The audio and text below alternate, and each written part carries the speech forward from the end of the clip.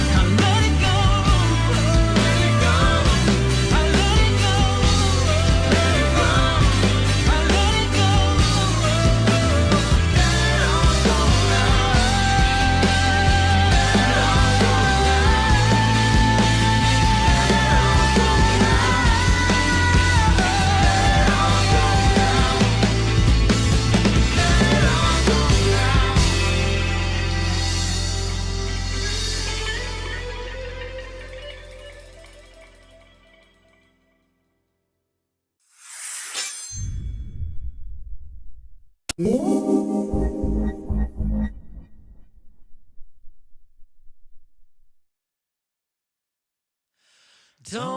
cry no more, my dear. Don't you cry no more. I'll be waiting here, my dear. I'll be at your door. Do you hear me knocking? Do you hear my drum to draw you from your fortress that's been overcome? 'Cause you've been hiding in the shadows of the rubble and debris, and you're still living through a battle. It's been done for many weeks, but listen for the sounds of restoration coming from the streets. Let it remind you you're still alive.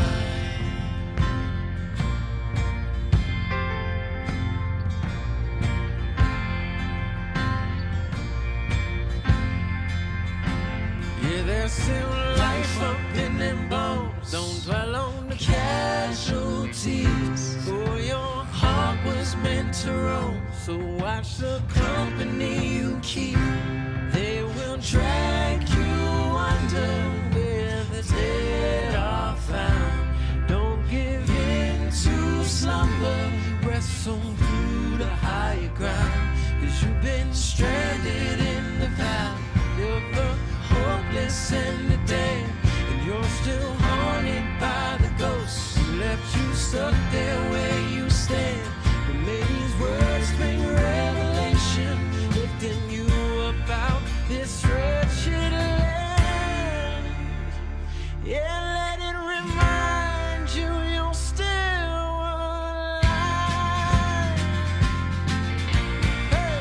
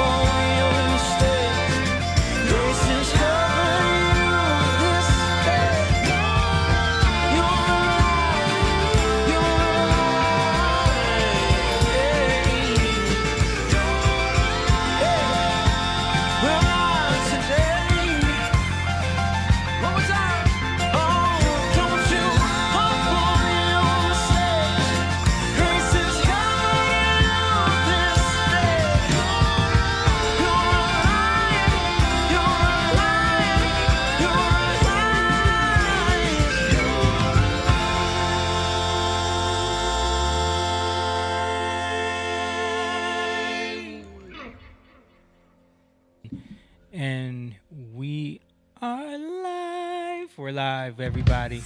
Just waiting to switch over. There we go. We're live. Appreciate everybody for jumping on there. Mom said hello to everyone. Hey, Mom. We're here. We're starting a little late as usual. We can't ever seem to start on time, ever. Yeah, Jake's muted. I thought we were good, man. I know, man. We were making such good progress. 7:30. I was like, oh. And then, it just got a little. We had a wrench. Yeah. Wrench thrown in there. But hey, we're here. It's Tuesday night. We got the fellas in the building. You're watching Young Lion TV. Let's get into this. Young lion, everywhere I look, they're dying. Everywhere I look, they're dying. Young lion, everywhere I look, they're dying. Everywhere I look, they're dying. Young lion, won't you get up and stop fighting? Everywhere I look, they're hiding.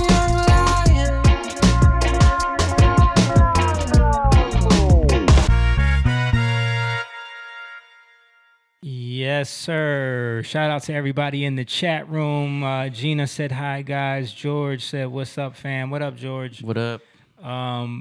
Listen, we're happy to be here. We're gonna get into some topics that've been going on the last couple weeks. Thanking you again to Simone, Stan, John, everybody who's been sending me stuff from social media because I'm still taking a break from it for this month. And it's been so good, man. It's been so good just not to be inundated with that stuff, you know what I mean? But in the meantime, before we get into all of that, if you guys can hit that like button, if you can hit that share button, if you can help us spread the word for this type of stuff that we've been talking about, this type of stuff we get into, real topics, real conversations with a bunch of men that are, seeking God and trying to just get closer and a deeper understanding with the things that we've been trapped by when we were younger, and just trying to, help anybody else that might be going through the same things. A lot of the stuff that we talk about is all stuff that we've dealt with. And, the fact that we all grew up together and that we can do this together is a huge blessing. So if you guys believe in that, if you want that to spread, if you want to be a part of that, you can share this video. That helps us more than anything. Shout out to the people on Twitch right now who are watching. We had some followers last week join in from the live stream. If you're on there now, John is setting up our Twitch with a lot of like the links and all the bot stuff that he's learning. So we're trying to get the Twitch a little more interactive as well. So shout out to people on Twitch, on YouTube, and we're on Facebook right now as well. And also if you want to become a member, we have a Patreon, patreon.com/youngliontv. You can jump on there and, we're going to just start building a community on there. The more people sign up, the more people that really try to, support into this movement, this pride of the Young Lions, we're going to just keep building that community up. So you can go on there and you can support there. You can also support on our Cash App if you want to just throw a couple pieces of meat to the Lions. You can throw something to the Cash App. It's just Young Lion TV on Cash App. Super easy.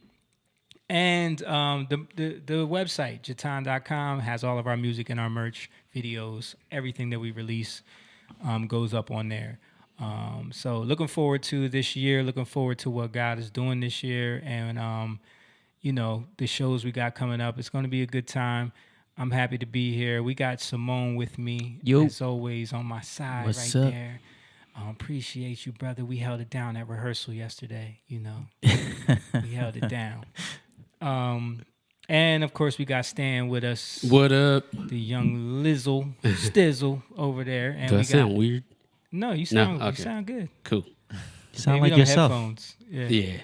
And we got Jake with us, of course, with his Adidas merch. He's always Hey guys. Man, this is my soccer stuff. Yeah. I was gonna say. Holding it down on the production tip and like all the tech stuff. And this guy is really like starting to do his due diligence. So I appreciate that. The little bro looking bright. He's looking super bright today. The little bro, John. That's why he took that camera off quick. He said, wait, hold on. You need to turn that light down a little It's bit. the glow. It's your glow. Yeah, you're glowing. But yeah, we appreciate every single one of y'all, man. This is a blessing. And Brother James is supposed to be showing up soon. Hopefully, we'll see. Emma said, "Good evening, guys." What up, Emma? Emma.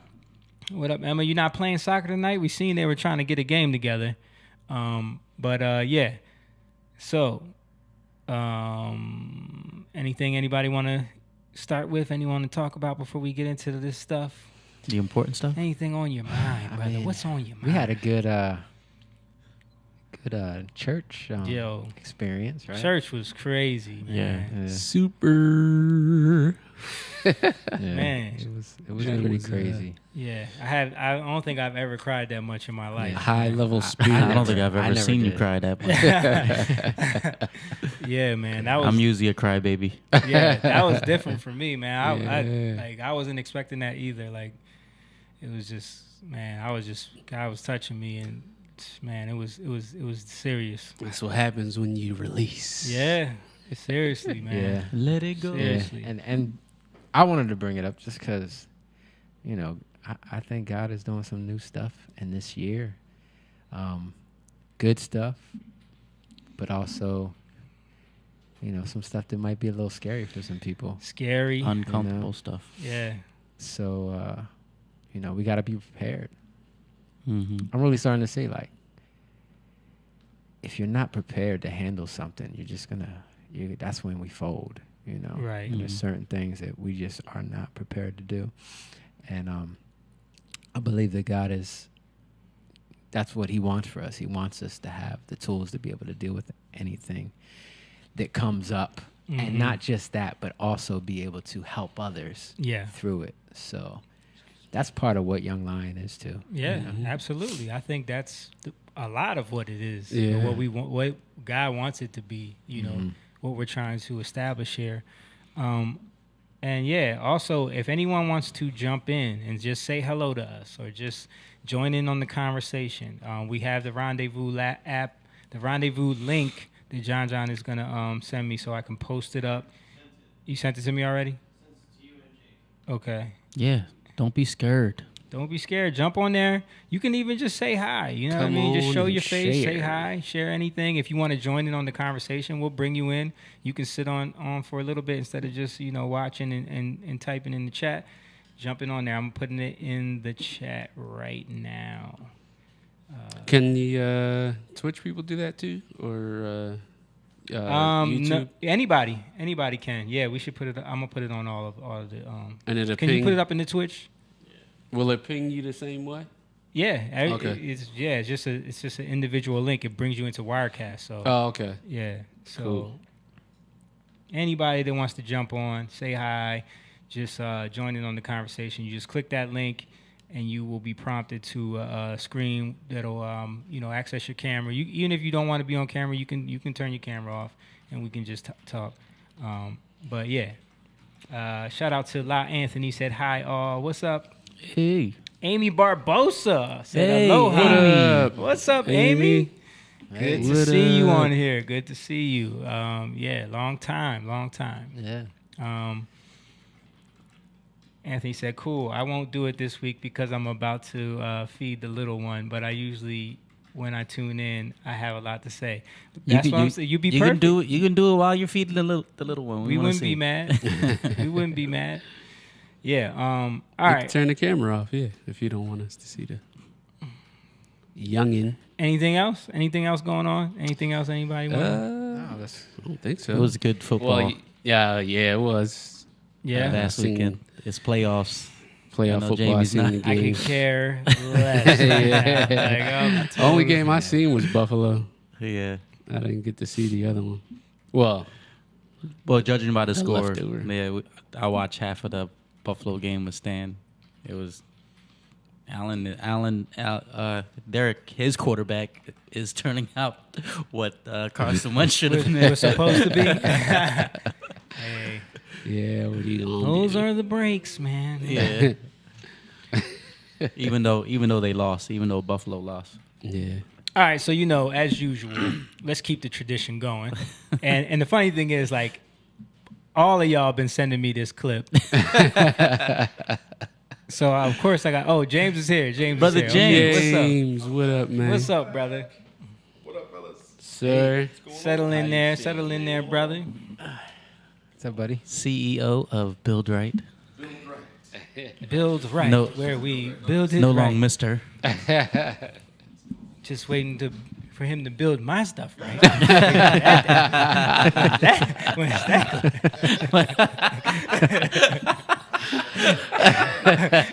turn his mic on, John. You got a lot of building going on. Oh yeah, no, that's gonna be a big job. Yeah. It is on? We're not getting any sound from his mic. 1 second. I'm adding someone to rendezvous. Okay. Good. Okay, check that cable. Is it Check the that cable. cable? It might be a bad cable. Is it a Moan cable? Is it Amazon cable? Can you hear me now? Yes. Might be the cable. Bad cable. Do it again. Really? What? Yeah, I'll fix it. Just Okay. go ahead. All right, cool. But you can hear though, right? Okay, cool. All right, so we're gonna start with what's new with Uncle Joe, as we've been doing. You know, keeping it traditional. We need a introduction. I know. We need a We need a theme right, song. Right. What's new with Uncle Joe? We'll have Kyle sing it. Yeah, right. Yeah, Kyle could do it for me. I'll tell Kyle to put one together. That would be funny. Yeah, that would be funny. So anyway, like you guys have all been sending me this clip The same one. because it's hilarious. But matter of fact, I think John sent me the one I want to show though. There's a full one floating around. Yeah, but John's was clipped together in a way that was even more funny. Yeah, this is the one. Okay, so I'm gonna play this one. This is funny, not funny. Right, because he is the leader of the free world. Yep, here we go. Joking when I say this. If you're ever working with me and I hear you treat another colleague with disrespect, talk down to someone. Can you bring it up on the screen too, I please? promise sir? you I will fire you on the spot. On the spot. Remember No this? ifs, ands, or buts. Remember when he said this? Everybody is entitled to be treated with decency and dignity. That's a great asset. More inflation. What a stupid son of a bitch. But I'm not joking when I say Then it this. says poop pants. Well, Yeah. it's just, another example of hypocrisy. Yeah, because that's the funny part about it is when you But I'm go not joking when you when go I on this say this. rant. If you're ever working with me and I hear you treat another colleague with disrespect, Is his mic? talk down to someone, I promise you I will fire you on the spot. On the spot. Yep, good. There we go. No ifs, ands, or buts. There he goes. Everybody. If you're ever Anybody working treated with me and I disrespect. hear you treat another colleague with disrespect, talk down to someone, I promise you I will fire you on the spot. On the Yeah, spot. but he did. But this was No a ifs, direct ands, or shot buts. at you know who. Everybody. You know what I mean? It was supposed to Everybody. be like we're gonna hold a Entitled to be different treated with standard of decency integrity. and Right. Yeah, but like I remember when he was debating Trump, he was calling him a clown and all that. Like, Oh, yeah, that he was tried to hang- disrespect and Yeah. He tried to hang with the Trump side of things. Yeah. And couldn't pull it off. It Listen doesn't here, come out listen the here, same. Bow. I often wonder though, who doesn't know that politicians lie about things like this? Like when they say, you think people are really that delusional, or they just want to win? there are some people that are delusional. I think there are some people that are delusional, and I think they have confirmation bias, where it's like, So what? no matter what happens on my side, I'm gonna justify it, and there's nothing wrong with this, Right. Which is sad, but that's what we deal with in modern politics. All right, John sent me this other. I have to take it down to see where it went. What's that? I didn't even see. Now we don't have that much stuff this week because Moan sent me a couple things today. John sent me a couple things, but I didn't get to do my normal research, so Okay. we're gonna get through good. these pretty quick. I didn't So get the any. rendezvous, the rendezvous link is a live link Okay. for audio and video. Yeah. So you can talk directly in the chat. I think some people don't know what it is. Someone just messaged me. Oh, Then okay. they left it, so they left the rendezvous. Yeah, the rendezvous link is so that you can be brought into the live stream. You can talk to us. You can say hi. You can, I thought we explained that, but we'll explain it better. You can go on there, talk to us. You can join in on the conversation if you have something to add or not. Just be a part of it. You can come in. Anybody who wants to join. That's why we put the link up there. All right, so this one is from the governor of Florida being asked about his. Have you received your COVID booster shot? So that's something that I think people should just make their own decisions on. I'm not going to let that be a weapon for people to be able to use. I think it's a private matter. We've worked hard to be able to protect people so they don't lose their jobs on that. I have said publicly that the FDA recommended it against boosters for people in my age group, and the CDC overrode that. And I think that was based on politics. I don't think that was based on science. 2 of the top FDA people actually resigned in protest. Many people didn't hear about that. You know why? Well, because it didn't fit the narrative. I can tell you, if you had a different president of a different party, that would have been hair on fire stuff, that people would have been able to do. So in Florida, they've been available for people. People can make their own decisions on it, but it's not been something that, that we've been telling people in my age group, to go out and do. Governor, have you received your COVID booster? Anything wrong with that? No. I don't understand, what's the problem with what he said? Because it doesn't go along with the narrative. Yeah. You can't be a free thinker. Right. Wasn't he the one that said, I think he was talking about liberal states and all the complaining they do about him, but all the vacation homes are in his state. Yeah, yeah. I mean, look at take their look at vacation. AOC. AOC just went to go vacation. AOC was complaining about him, talking about how Florida's going to kill everybody, but then she goes for New Year's. She goes and spends her time in Florida, partying with no mask, unmasked, and then gets COVID. He addressed that actually. He said, "All your homes are here. All your you know what I mean?" Yeah, parties. Yeah. It's hilarious, man. It's just more and more hypocrisy. That's another rules for thee and not for me. Yeah. Yeah, they always get caught too. Like there's not cameras. I just saw something on Arnold Schwarzenegger. He's like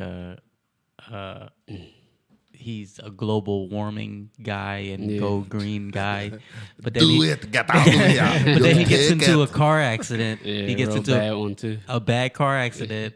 But guess what he's driving? What? This big ass car. It's like Yeah, a right, suburban. Of course. Although I spilling oil. Gas guzzler. Ow.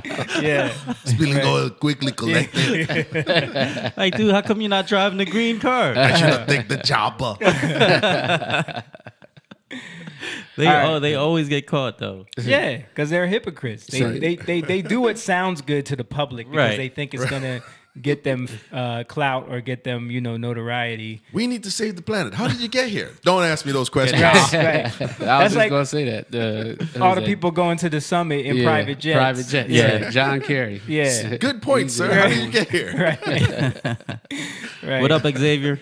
I can't fly a commercial because I have to get Listen, in fast. I'm not talking about everybody else. Yeah, right. I'm talking about you peasants. I have to do this. Wouldn't it be funny if, in their confusion, they start doing Kenneth Copeland? There's the Yeah, two for the right, demons. And they get on there. Right. I was just thinking about that. That's the everything. That's the Kenneth Copeland because he was like, I have to do this.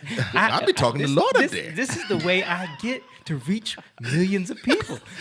Don't disrespect Kenneth Copeland. Because that dude's done a lot. Like he went to Afghanistan when nobody would go with his plane. But that's funny. But That's his still funny. justification I know, for but the I'm plane was hilarious. I'm just And- saying, if they have nothing to say, if they fall into that, you're like, you don't even believe in God. Yeah, right.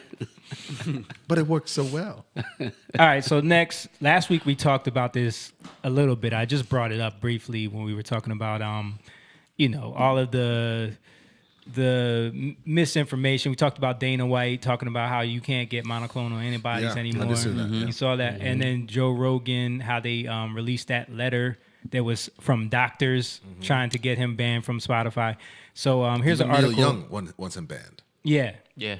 So here's an article from Daily Mail where they go into a little bit of what I was saying, because most of those doctors weren't real doctors. Right. They were all like fake people. So Students, yeah, that don't bunch really of practice. propaganda. So veterinarian, a dentist, and a podcast host. Majority of 270 doctors who signed letter demanding Spotify take action against Joe Rogan are not medical doctors.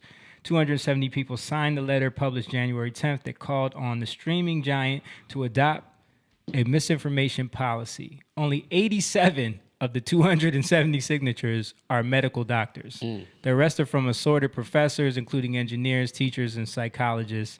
Some of the other medical professionals represented include a veterinarian, a dentist, a social worker, several psychologists. Some of the other members of the medical academic field featured include physicians, assistants, blow chemists, what? Biochemists. Oh, I'm blind. I got business bigger. His eyes. And nearly 100 PhD candidates. Spotify has yet to publicly address the letter of the controversial episode of the Rogan podcast. And we know what episode we're talking about. This is the episode with Robert Malone.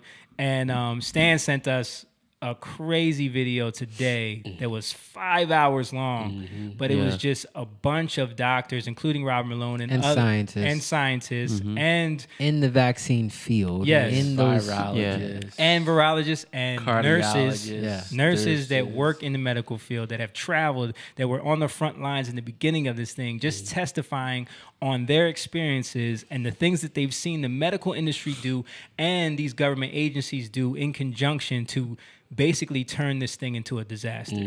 And their testimony was insane. Like, it was 5 hours long, but it was nothing but information, man. So just so people know who was the one that brought this forward, Senator Ron Johnson. From Wisconsin. Yeah.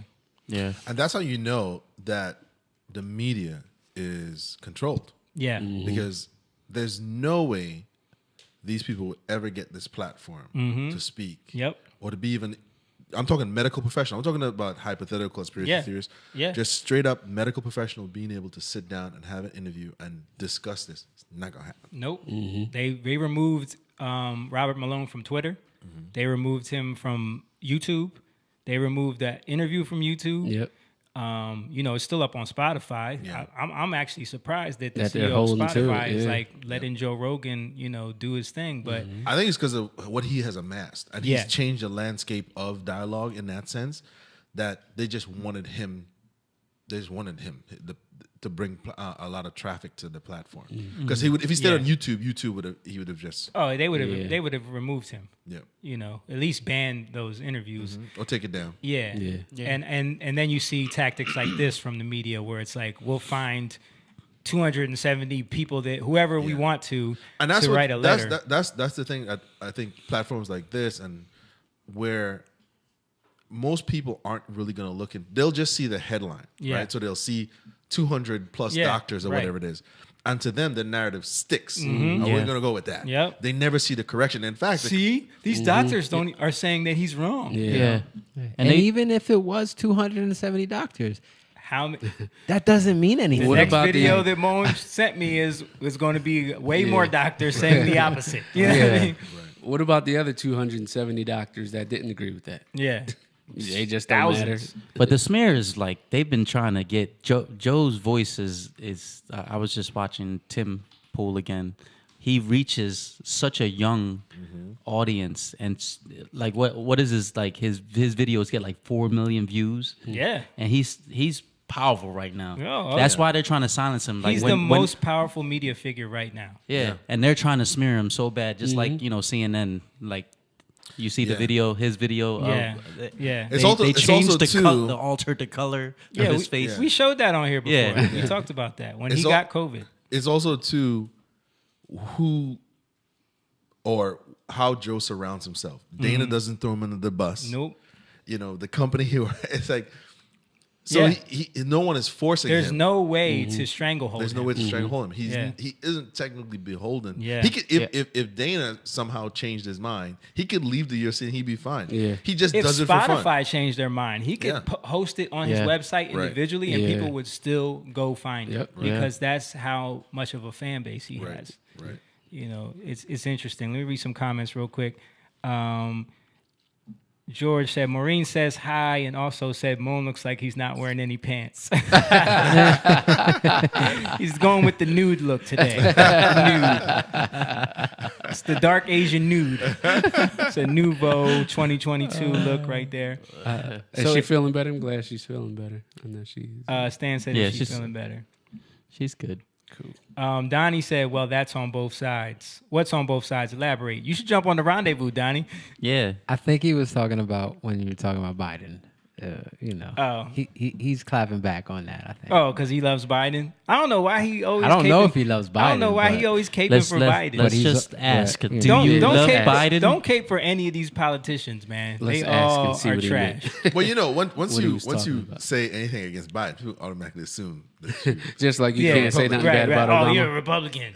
Like, no, I am not. I can't stand none of them. you can't criticize. Yeah, they all are terrible. Yo, that was another thing about that video. Did you see when Robert Malone was talking about how he met specifically with Nancy Pelosi? Oh, yeah. Went to her office, Yep. gave her all the early in 2020, gave her all the information, the way to treat this early. And she said, They just ignored don't mention it. Yeah, About kids. Giving it to kids. told her not to give the vaccine to kids. Totally squashed it. So they know. Yeah. They knew beforehand. So next Yeah. we're gonna show this this video of these Not one these doctor. other doctors. We are 17,000 doctors. So not 270 fake doctors. 17,000 doctors. That's more than the NIH, more than the CDC, and more than the FDA. These are all signed and verified. There are powerful forces against us, as you know. The news media. Does anybody trust the trusted news media? Do you trust the CDC and the FDA? Do you trust Fauci? All right. We've been fired, censored, erased from Wikipedia, but we're standing strong because we are with you. So today, again, we represent 17,000 doctors and scientists and humanity. We have 3 virtually indisputable recommendations backed by high-quality data. And I have one ask for you today. Today, you're going to hear the truth. And I ask you to have courage and join us to help our future generations resist this tyranny.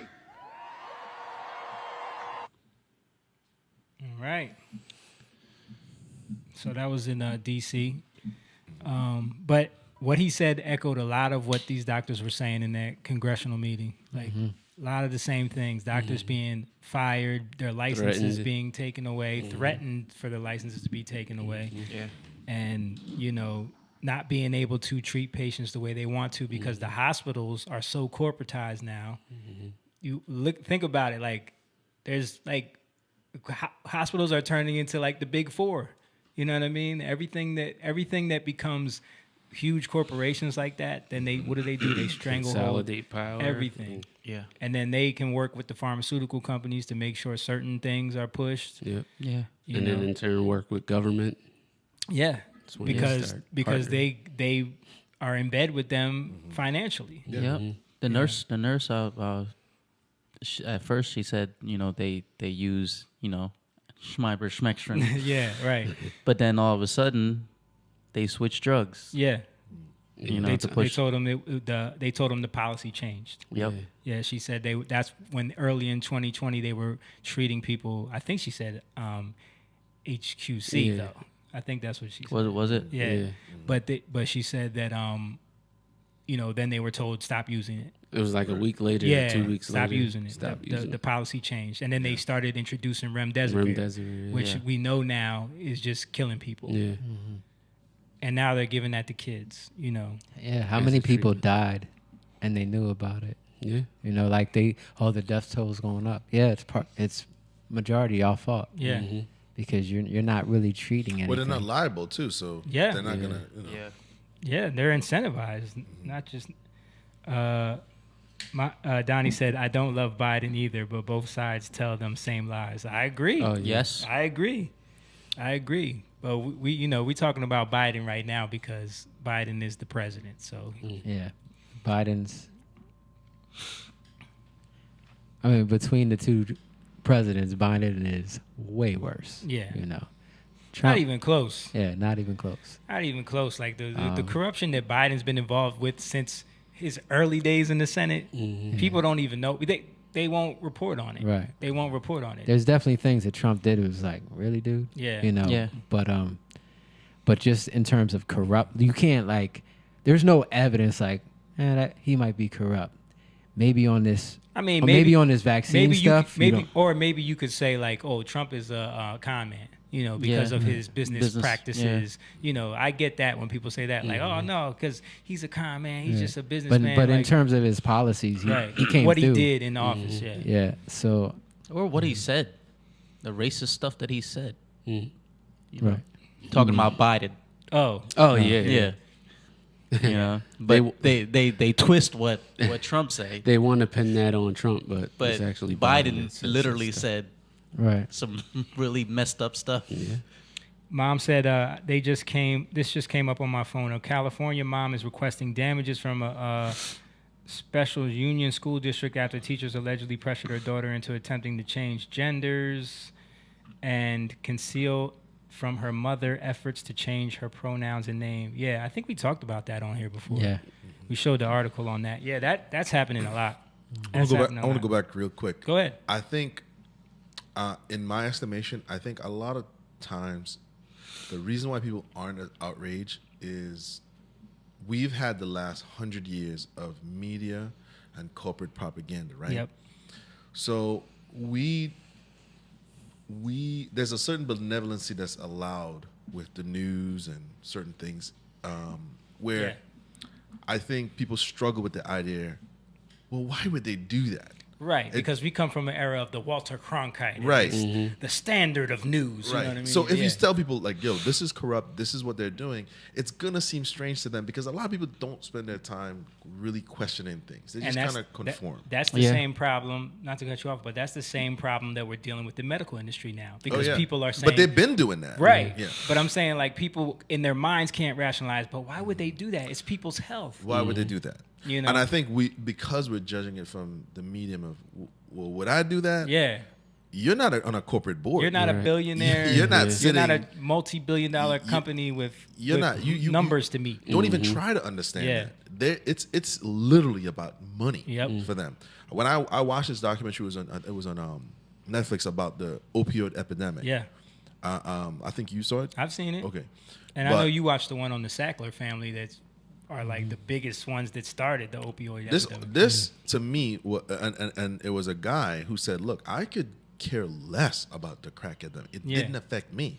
He lived in a part of Louisiana where the town over was a crack town. Right. He's like, but we played baseball and we had food and I was a teacher or my wife's a dentist, something like that. Right. And he said, it's until my son got involved, and then realized that these pharmaceutical companies were literally passing this out. Mm-hmm. That's when pharmaceutical sales blew up. Yeah. The 90s. And I think people only think of things when it affects them directly. Right. Then they understand, wow, this thing is bigger than I think. Yeah. So it doesn't affect them. So now we're watching all of this, and we a lot of us just don't understand the corporate interest behind this thing. Mm-hmm. It just seems like they're just trying to help us, and they're just everybody just do it, and you'll be all right. Nope. That's never been the plan. Mm-hmm. Nope. That's never been the plan. And it's been with the news too, but it's just now that we have the internet, more of it has been exposed. Was it a year or so ago? No, actually, a little longer than that. When one of the news reporters said that they had information about the whole Epstein thing. Yeah, that was I can't what's her remember name? Yeah, at 6. Was it 6? She New York? She had something, and she was told Amy, not to say anything. Yeah. Amy. Yeah. Oh man. Yeah, I mean, I know what you're talking about. Yeah. But that was on ABC. She, right. it was a hot mic situation. Mm-hmm. She didn't know the camera was on. Yeah. But that's the thing. You can affect something if you're on the outside. You have to be inside. You know, and I think this is where the church has gone wrong so much is because they've kind of separated themselves from those areas of life. And the more you take yourself out of that, you're the governmental force, right? You hold the standard. If there's no God in the medical industry, if there's no God in the political industry, then what are we're letting it just go to whoever, you know. Right. Go ahead. No, I was going to say too, and part of that too, from one thing I didn't realize was this: speaking of the church, when the church go on tour, they're like a concert, so they got to be in compliance with the state, with the law, security. So they can't say what they want when they go from state to state doing these like these sort of mega church kind of things. They have to fall in line with the rules. You know, and that's just what it is. Or else you're not welcome back, or you don't get that money. Right. Nope. So you become beholden to the money, to the status or whatever. Let me read this comments. George said, "I'm registered Dem, and there's no one in this planet that can convince me that Brandon isn't trash. People have to start looking at what's going with an unbiased eye to really understand what's going on right now." Totally agree. Donnie said, "So y'all cool with Trump addressing people of color as the blacks? No, that doesn't sound racist to me at all, but what do I know?" I mean, like... All right, so you okay with Biden saying niggas? Right. And go also, watch it on the Senate floor. And also saying a racial jungle. He doesn't want his kids to go to school. Going to a racial jungle with blacks. And again, like... You got to look at the context. Yeah. Guys. Like you can't, they're going to take stuff. You know what I mean? There's certain things. What does Biden mean? Biden meant a certain thing. Like Biden's the one who introduced that bill back in the day that put mad people in jail. Yeah. You know? The crime bill, the 90s crime bill. And even his rhetoric in producing it on the floor is like, you would look at that now and be like, yo, that's racist. That's racist, yeah. Most people would. Clear to see. But back then it was okay. Yeah, Moan just sent me a picture of Biden posing with a Klansman. Well, he eulogized the head of the Robert Byrd. Robert Byrd. He helped write the crime bill with Strom Thurmond. Throw that up, John, just so Donnie can see it, you know, so he understands what real racism is. Not just saying the blacks. And Clinton, Hillary did it I love the blacks. Like, that's just dumb. That's just dumb. That's that black guy over there. I love him. Love that guy. Like, there's a difference. People call me the Asian guy. Right. It's so funny. Like, people want to be offended by the small things when they already don't like someone. Yeah. But people do blatantly racist stuff, and it's like, oh, they get a pass for that. Go check that guy. Sorry, I thought it was on. Just because he's Obama's grandpop. Okay, that's cool. Yeah, Obama's granddad. Okay, so they both racist. Yeah. Yeah. To you. Yeah. See, that's my thing. Like, you can't, if you don't, out of the heart the mouth speaks, and like you can go far. Like, oh, you meant this, right? But it's like, did he really? Now, Biden has shown what he's meant. Yeah. You know, and that's all you can go by. Like, he's implemented if Biden hasn't said what he said and done what he's done show me a policy that Trump implemented that hurt black people. Right. No, he's done stuff to help them. Like he's actually took away the stuff that Biden did with the prison stuff. Right, prison reform. Look up the prison reform, Donnie. Yeah. So anyway, let me real quick. George said Brandon was literally in a parade with the head of the Klan. Oh, that's crazy. That's the picture. Moan just okay. He sent that to you. Yeah, he eulogized his funeral. Yeah, he did. Hillary did too. Yeah, they praised that dude. Yeah, Robert KKK Byrd. Go look up. But to me, people are gonna see what they want to see.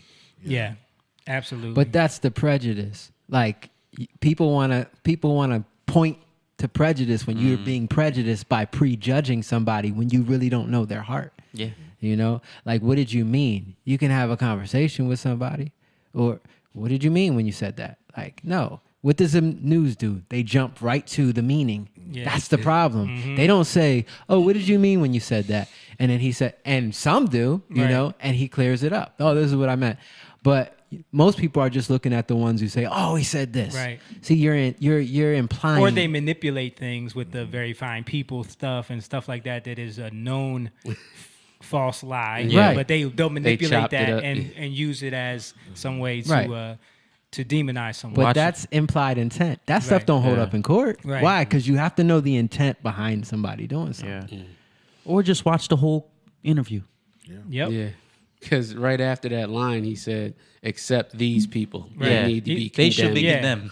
he said Literally he the said, next and line. I'm not talking about white supremacists and Yeah. KKK. They need to be condemned completely. You know, But they cut away before they he cut said away that. before he said that. Of course. All right, so let me show this clip from Barry Weiss on Bill Maher's. Moan sent me this too. I have seen other people talking about this, so this is a clip of her just talking about being over COVID, basically. I'm done. With this question? No, I'm done with COVID. I'm done. It's like I went so hard on COVID. I remember. sprayed the Pringles cans that I bought at the grocery store, stripped my clothes off because I thought COVID would be on my clothes. Like, I did it all. I watched Tiger King. I got to the end of Spotify. Like, we all did it, right? No, we did not do it. Well, here's the thing. A lot of us did do it. No. And then we were told, you get the vaccine. You get the vaccine and you get back to normal. And we haven't gotten back to normal. And it's ridiculous at this point. I know that so many of my liberal and progressive friends are with me on this, and they do not want to say it out loud because they are scared to be called anti-vax or to be called science denial or to be she's a liberal. smeared She's as a straight traitor. liberal. I'm sorry. She worked if for you believe the New York science, you Times. will look at the data that we did not have 2 years ago, and you will find out that cloth masks do not do anything. Bingo. You will realize that you We can talked show about that your in the meeting vaccine too, the passport efficacy at of a masks. restaurant and still be asymptomatic and carrying Omicron. And you will realize, most importantly, that this is going to be remembered by the younger generation as a catastrophic moral crime. The city of Flint, Michigan, which is 80%, I think, minority students, has just announced indefinite virtual schooling. In the past 2 years, we've seen among young girls a 51% increase in self-harm. People are killing themselves. They are anxious. They are depressed. They are lonely. That is why we need to end it, more than any inconvenience that it's been to the rest of us. I think it's a pandemic. It's like, at this point, it's a pandemic of bureaucracy. It's a pandemic of bureaucracy. Pandemic of bureaucracy, guys. Now, if someone were to make a point, and I'm not sure about this, but I'm just going to throw it out there. Yeah. If someone wanted to make a point that both parties are involved in the orchestrating of a new wave, I would totally listen to that. Absolutely. Because I would want to get to the. I'm not on the side of I want to win in terms of Blame party them identity. for No. this, yeah. I want to know, like, how did this thing come about? Yeah. You know, because I can see both parties being involved because there's a lot of financial incentives Yep. that are behind the scenes that we just don't know. Right. And we're going to know about it 50 years from now when things have been declassified. It's too late. It's too late at that point, and no one cares anymore. Right. Yeah. You know, that's Well, the on the problem. interviews, the doctors were spilling the beans. Right. You know, That's why you can't Confirming. get involved with this is my party and this because we don't know. Nope. You know what I mean? But to speak to what you said earlier, like you have people, especially older people, right, that are used to and have been programmed to just listen to whatever the news says, right? And they're just gung ho, and they're afraid. You know, they're afraid. I went to the store. I went to Costco's, and this lady starts snapping on me because I don't have a mask on. You know? Really? Yeah. Wow. Yeah. I walked by her. She said, "Excuse me," and then she stopped. Right. I kept walking. Like, I said, "Excuse me," too, because she like kind of like came out of the aisle and walked past me. But when she stopped, she turned. She was like, "Wow, really, really?" Yes. You know. And then she's like, "No mask." And the thing was, Leslie was right there. She said nothing to Leslie. She's just like getting on me. Right. And I'm like sitting there like Your I didn't male say privilege, anything, bro. but she kept on yelling at me. So I was like, "Listen, do whatever you want. Yeah. I'm not wearing a mask." Right. You know, and that's never happened to me, dude. Yeah, me either. yeah. But I know what it was. You know, Right. I'm not gonna go into the spiritual stuff because something. Right. But I always there's some spiritual aspects to this thing. But no. So she came out and she was old, like her and her husband. Of course, her husband's just quiet. You know. Yeah. Husband's like, "What do you need next, sonny?" Yeah, right. Yo, I trying to move on. always forget a mask, but they're always like, in the medical places or the DMV. Yeah. They're like, oh, it's okay, honey. Yeah. But Most but people the don't. thing They is, don't work anyway. Yeah. But here's the One lady thing. actually said that to me today. Really? Yeah. That's They hilarious. don't work anyway. Well, in New Jersey, you don't have to unless it's the medical. Medical. Yeah. But you don't have to. It says on everything, encourage. Yeah. Encourage, Recommended. right? Yeah. Or recommended. It's not required, but it usually says encourage. And it's funny because I was looking at that. Me and Leslie were talking about it after, and it's like encouraged. Encouraged. What does encourage mean? It means to give you courage, right? And as why do we get together? Like, if people don't know this, why do Christians come together, or are supposed to come together, right? A lot of churches that don't happen that way. But the reason why we're supposed to come together is because we encourage one another in what God is doing, because we're all struggling. We're all going through things, and we can encourage people in their weaknesses, and then we grow in strength together. That's encouragement. That's strength.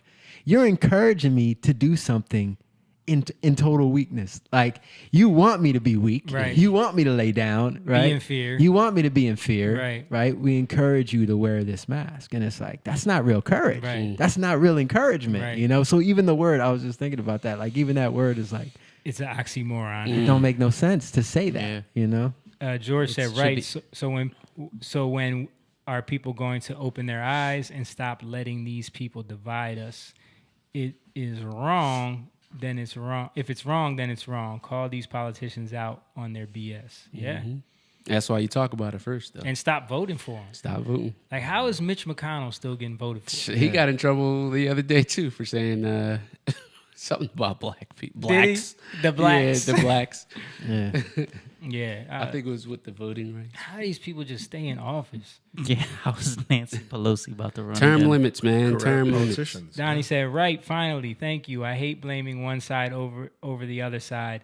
They both are involved, but I'll be clear. For me, my house, we wear the mask and took the vax and didn't feel convicted within my spirit and didn't do it in fear. Good, you had the choice to. Well, that's that's your your right. choice. That's your right and your choice. Yeah. And that's fine.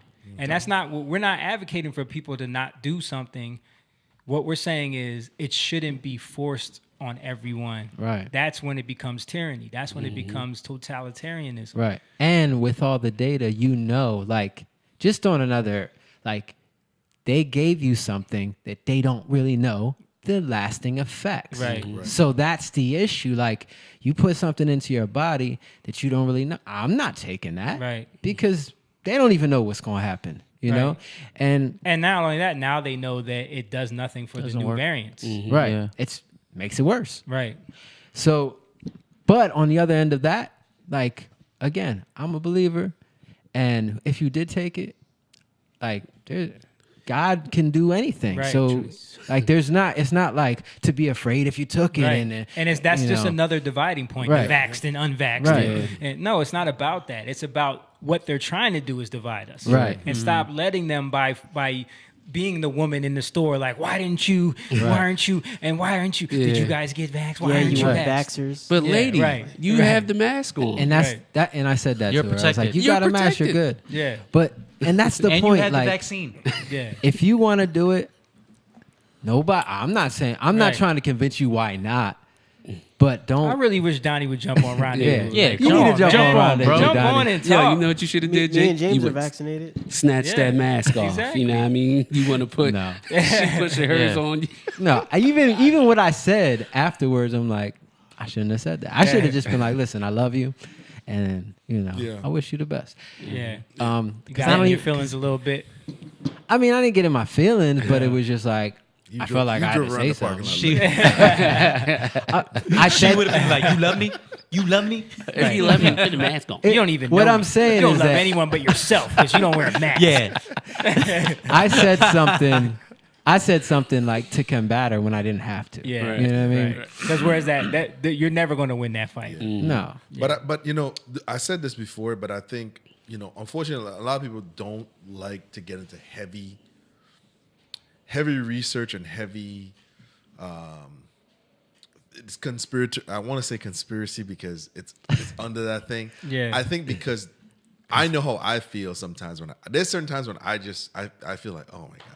Yeah, it's too much. It's too. What kind of world is this? Like, when you start like looking into the pedophile stuff and all that, it's too much. I gotta, because I find myself feeling like, especially now that I have kids, I'm like, oh my God, man, what? Right. What are they inheriting, right? But I realize that is meant to dissuade me and make me feel a certain way. And if I soak it in, then I will feel defeated. You know what I mean?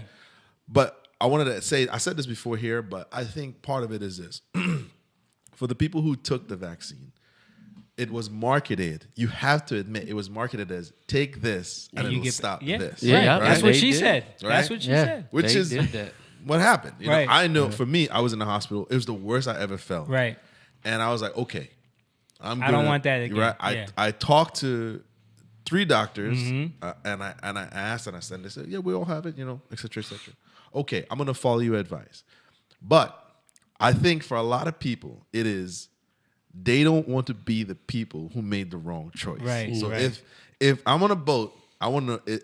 Am I the only one who's going to drown, or is everybody drowning with me? I'll feel a lot better if everybody drowns. Right. If this thing goes sideways, I want to know that everybody, y'all all did it. I think that I'm not saying that I have no proof of this. I'm just talking about the human element. Feeling, psychologically. Feeling, you know, like, am I the only one? Right. So I think people would feel a lot better. It's like, because I've heard people literally say, just take it and just so we can get back to normal already. Right. It's that, but it's also, just take it. So in case we all die of cancer, I won't feel that bad because everybody's died of cancer. I think it's part of that element there. You know what I'm saying?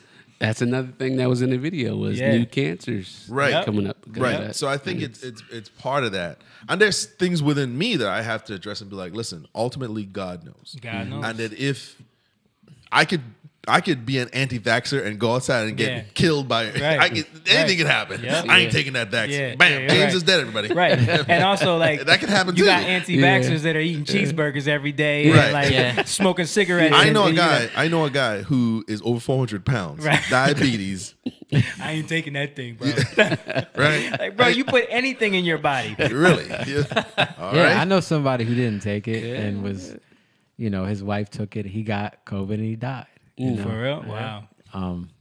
But he was very unhealthy. Yeah, very unhealthy. Yeah. So it's those underlying. And that's the thing. Like if you fall into that category of someone that maybe you should, maybe the risk benefit is higher for you. Right. Then maybe. But it's not if you know the protocols. That's true. Right? That's it's true. Not if they were implementing the right protocols, the right treatments early on with this thing, like they were supposed to. Like all of these doctors have been advising them that would the vaccine. But see, it's a clear path to they only want you to be able to take the vaccine. Mon sent me an article. I'm gonna pull it up real quick because it's on the topic of what we're talking about, and this goes to what Dana White was talking about. So pull this up real quick, John. The FDA halts use of antibody drugs. This is from the AP. FDA halts use of antibody drugs that don't work versus Omicron. That headline is so misleading. And you know what they're talking about? They're talking about monoclonal antibodies. So now the FDA is halting that. Right. They don't want anyone taking that. Right. Even though this has been known to be like one of the most effective treatments early on for people. And they've been using it in all of these countries, and in Florida's been using it a lot. Red states. But they don't want you to have access to it because then your only option is for and then that starts making you think, and like you said, conspiracy theory, and even touching on that, like that term has been so hijacked, and we know from research that the FBI did that on purpose because they want to be able to categorize anybody that claims that something nefarious is going on. You're crazy. I mean, everything that was a conspiracy theory a couple years ago is coming out to be true. Right. So it's only conspiracy at the moment. Right. Until. But this is what I'm saying. So like, then you start thinking like, well, why are they pushing this so much? Why are they want everyone to take this thing so bad? Even kids, even little, like they're trying to push for babies next. Yeah. Like what? You see the article with the California? Yes. Now, speaking of that, Simone sent me this other article. Simone's on fire over here. Did you deliver any package today? Pull up and like, I'll show you guys I can. All California school children All California school children must be vaccinated against COVID-19 under the new bill. All. Yeah. And this is from January 24th. All kids, even though kids show that they, recover. It's been so true from quick. the beginning. Well, I'm going to show the video where Ron Johnson Okay. actually lays out the numbers. Yeah. Good. Yeah. The one thing like I noticed is people get tested for COVID, right? Yeah. And they were talking about this, Mhm. the test, how like even if you get tested, you could have had like, it doesn't mean you even had it. Yeah. It means you could have had a piece of Right. it that was Lingering remaining, effects. right? Yeah. And then it just enhances it. Yeah. And that's what a lot of the tests do. But my thing, what I wanted to say is that back in the day, which is not too long ago, we would feel sick and then go to the doctor. Yeah. That's not even a thing no Nope. more. Yeah. It's like, oh, they got it. Oh, if you, I gotta go get if you tested. have sniffles, Yeah. they're like, go get tested. Yeah. You know what I mean? Yeah. Go get tested, and bro. this is the issue that we're dealing with. Like, and so many people are asymptomatic, Yeah. right? But it causes, like, you see what's happening at all these different outlets, these stores. Mhm. People can't, and especially with their policies. Yeah. We talk about Starbucks. Starbucks Yeah. has a horrible policy. Yeah. So wonder why. And Chipotle has a horrible policy. Well, too. now they don't. Well, They now. dropped it. Oh, Starbucks they is one of changed the it? first ones to drop it. Bro. Oh, okay. Surprisingly. You know why? Because it wasn't working. Yo, Yeah. It was Hey, horrible. Speaking of dropping it, did you guys hear the UK totally dropped Yeah. everything? They Yes. dropped everything. They Yes. dropped. There's no No ma- vax pass, no mask, no mask. no Everything is forced back te- open yeah. because Well- they're like, this ain't working. What are Yeah. we doing? Or You maybe gotta take because the off-ramp. or maybe because the midterms are coming up. That could Maybe, be true. maybe. That could be Yo, true. but back to Starbucks though. Starbucks versus a company, Like Carhartt. Carhartt, Yeah. right? Carhartt. What do you? Carhartt? Carhartt is It's the, like jackets, contractors yeah, be contractors wearing. wearing. Oh, okay. Like a the worker. gear. Well, yeah, when you think of Carhartt, Dickies. you think of somebody from the Midwest, riding the tractor. Yeah. But their policy now is that they have to get vaccinated. Wow. And a company like Starbucks, who you think Super liberal. super Seattle, liberal, yeah. you think Oh, of yeah. a hipster Yeah, going to hipster. Starbucks getting his coffee, they dropped it. Wow. It's, They can't it's- find nobody to serve no coffee. Yeah, that's what it is. They lose it. Alright. Once that bottom line starts changing, policies start changing. Yeah, because their distribution line started to flap. Wow. Because they couldn't get people there, and their policy was like, if you have COVID, I mean, if somebody had COVID, and you worked anywhere around them, you have to quarantine. Yeah. Right. And that's when it was still 10 days, right? Right. So like they're losing everybody. Yeah. Yeah. Instead of like, oh, get tested or like, assessing the situation. No, it's just everybody has And to quarantine. going back to the test thing that you were talking about, like we've showed the video on here with the dude that invented the PCR test, and he's been banned from everything because he keeps coming out saying this is not what the test is intended for. Right. This is going to give all false readings. Yeah. Well, two things have happened. I think, of course, like, the whole pandemic thing and the COVID. But then the other thing is a lot of people realize how replaceable they are to companies. Yeah. So if I'm easily replaceable, and because that all happened right away, in the beginning when the shutdown happened, goodbye. People started stopping and thinking, like, do I even really want to do this job? Yeah. A lot of the reasons why people aren't returning to work is not so much people don't want to work, is they're realizing that this job that they have is pretty much meaningless to them. And a lot of people have been forced to reevaluate. They spent a lot of time really evaluating the choices that they've made. What am I doing with my life? What am I doing?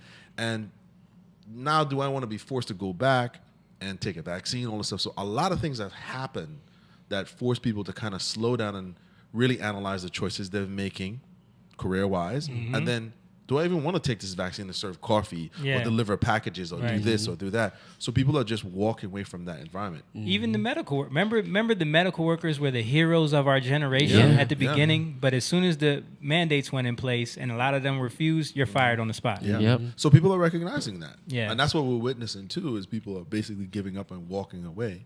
And I think that's what the quote unquote powers that be didn't anticipate. I think if people were more falling in line work wise, I think it would happen quicker. But people aren't going back to work. Well, I think this was a test. Yeah, we're testing people. To They want to see. There's always people are going to fall in line. Donnie said, I'm actually doing schoolwork, so I can't really get on. I'm just listening. Okay, buddy. Again, that's why you have to trust what the Spirit guides you. We're all different. Yeah. You got to trust God more than anything. And that's what for me, I took the vaccine, so I'm trusting that whatever happens, I know where my eternity is going to lie. Yeah. Right? I can't. Yeah. There's nothing you I can't can do. be in fear. I can't. I can't. No. The Spirit can be vague. Yeah. I'll say that. Right. People use that a lot. Because you can listen to the wrong spirit very easily. Yep. The more you can listen to that spirit of fear. Yeah. Saying, and say it's God. Because your next comment is, but I know a very healthy guy who didn't take it and he died. Right. So if that's your motivation, then are you listening to a spirit of fear or a spirit of God? Like, yeah. And even in that, like, there's no condemnation. Because it's like we all on different levels. But what's the most important as a believer? I want to say Chris, as a believer, what is our most important? What is our first job? It's intimacy with him. Yeah. Right? And that's to hear him. That's to get to know him. And I know for Christians that don't believe in the Holy Spirit, all that, they just read in the Bible. But again, if you read that word, the meaning comes from the Spirit.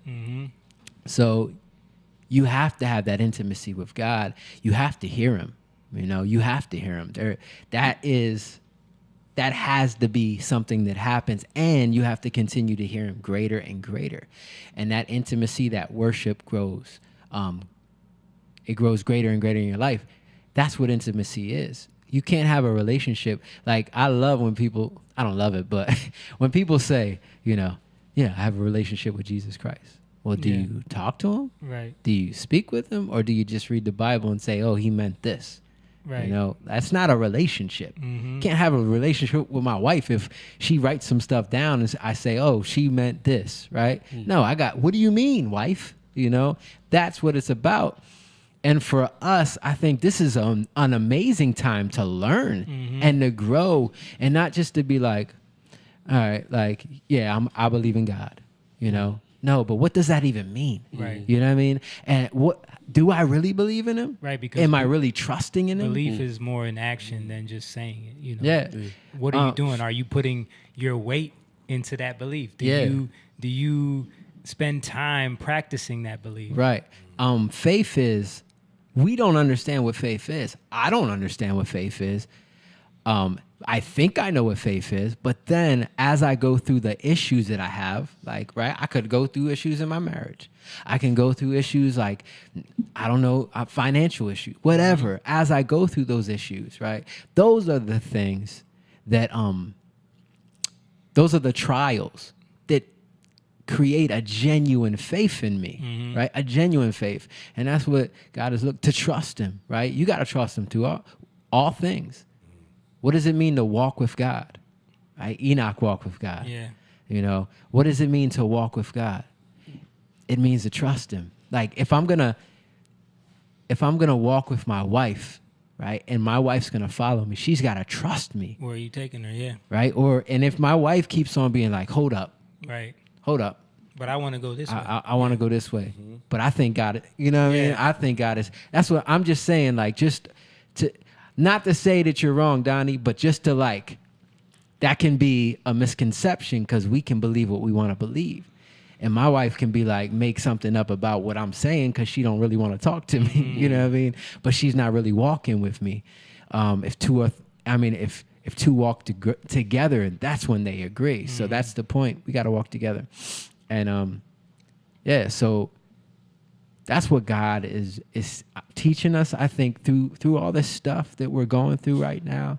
Not trying to prove ourselves. Yeah. And that's not like, we're not trying to prove ourselves. We're just saying, don't just get caught up in this thing, anti-vax, facts, but let God prove you. Or the fear propaganda that they're pumping out. The purpose of this is to put you in a place where you feel vulnerable. Yeah. And you feel dependent on the government. You feel dependent on their institutions to save you. That's, I think, what's huge for me. Yeah. Is realizing the economic and institutional structure is putting that all together. Yeah. Because what we're witnessing here is, and we're not going to know this until years later when things are declassified, the real campaign behind this. Yeah.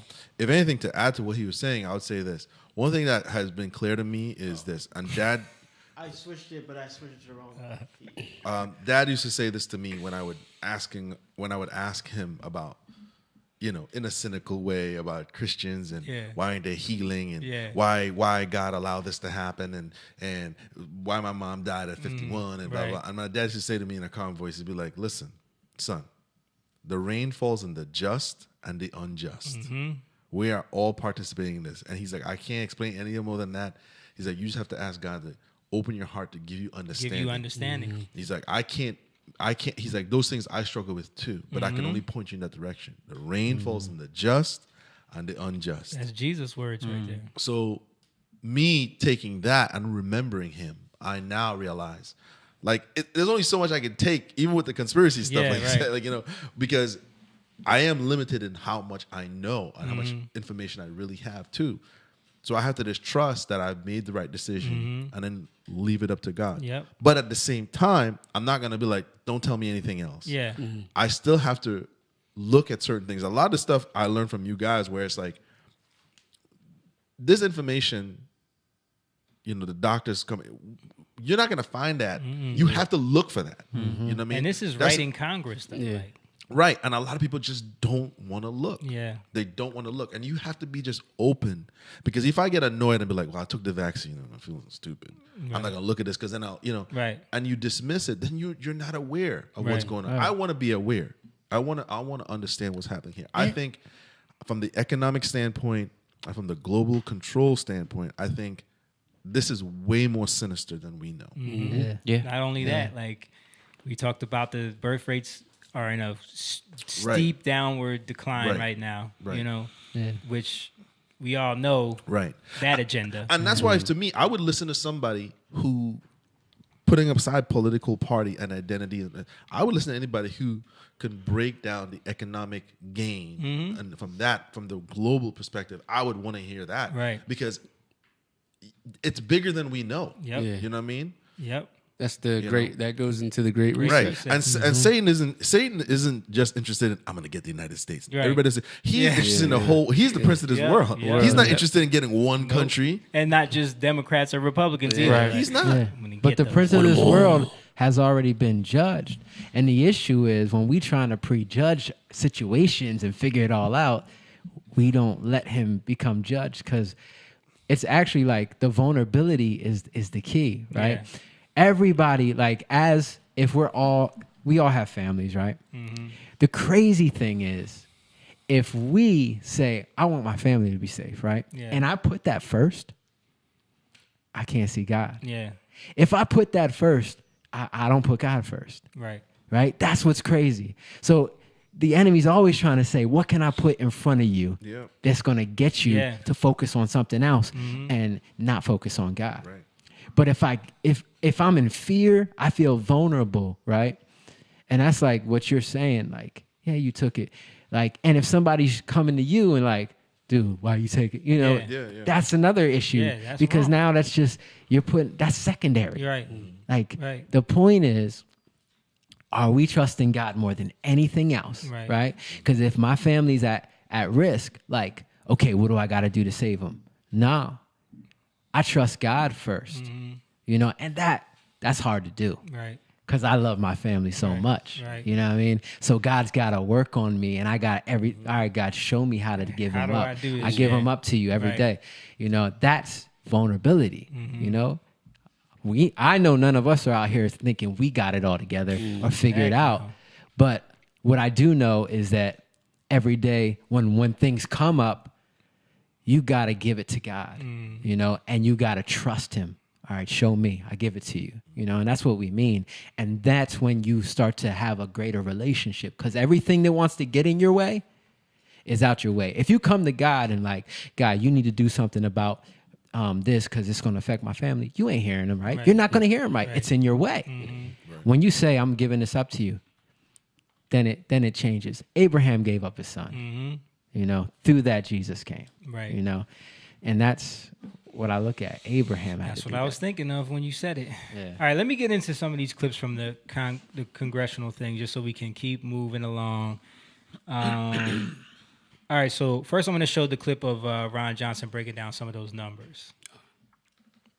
And the stratification of risk as it relates to COVID in general. So, according to the CDC, the best numbers we have, the CDC now. If you're from 0 to 17 years of age, about 20 of you will die from COVID per million. 20 per million. 20 per million. If you're older than 65, 90,000 of you may die from COVID per million. Okay, so over the 65, 90,000 per million versus 0 to 17, 20 per million. John Ioannidis' numbers are somewhat similar. As stark. 0 to 19, different age categories. 0 to 19, about 13 deaths per million. Over 70, 40,000 deaths. So where should have our response been focused? With children? Should we even, and let's face it, nobody can tell you the long-term safety profile of these vaccines. Nobody. It's unknowable because we haven't taken the time. Nobody knows. Again, my band chart would indicate ought to have a little concern. With that lack of knowledge, it probably would indicate you ought to use some caution, but we haven't. Before I just have to read you a quick little news story out of Vietnam. Just got this today. A 9th grader in the northern province of Phu Tho died Tuesday after getting her second Pfizer vaccine dose, the local medical center said Thursday. The girl had gotten her first Pfizer dose on December 3rd, 2021, after which she experienced dizziness and had difficulty breathing. She was taken to a medical center for treatment and later recovered. She had her second dose last Monday. Her mother told healthcare workers about the girl's side effects following her first shot, but they asked her to get the second shot anyway. Again, this is a 9th grader. Doesn't have much risk from COVID. Has a reaction to the first dose, but let's give her the second dose anyway. 20 minutes following the second shot, the girl experienced tightness in her chest, dizziness, difficulty in breathing, and seizures. She received emergency treatment on the spot before being transferred to a district medical center. On arrival, she began to vomit blood, fell into a coma, and her heart stopped.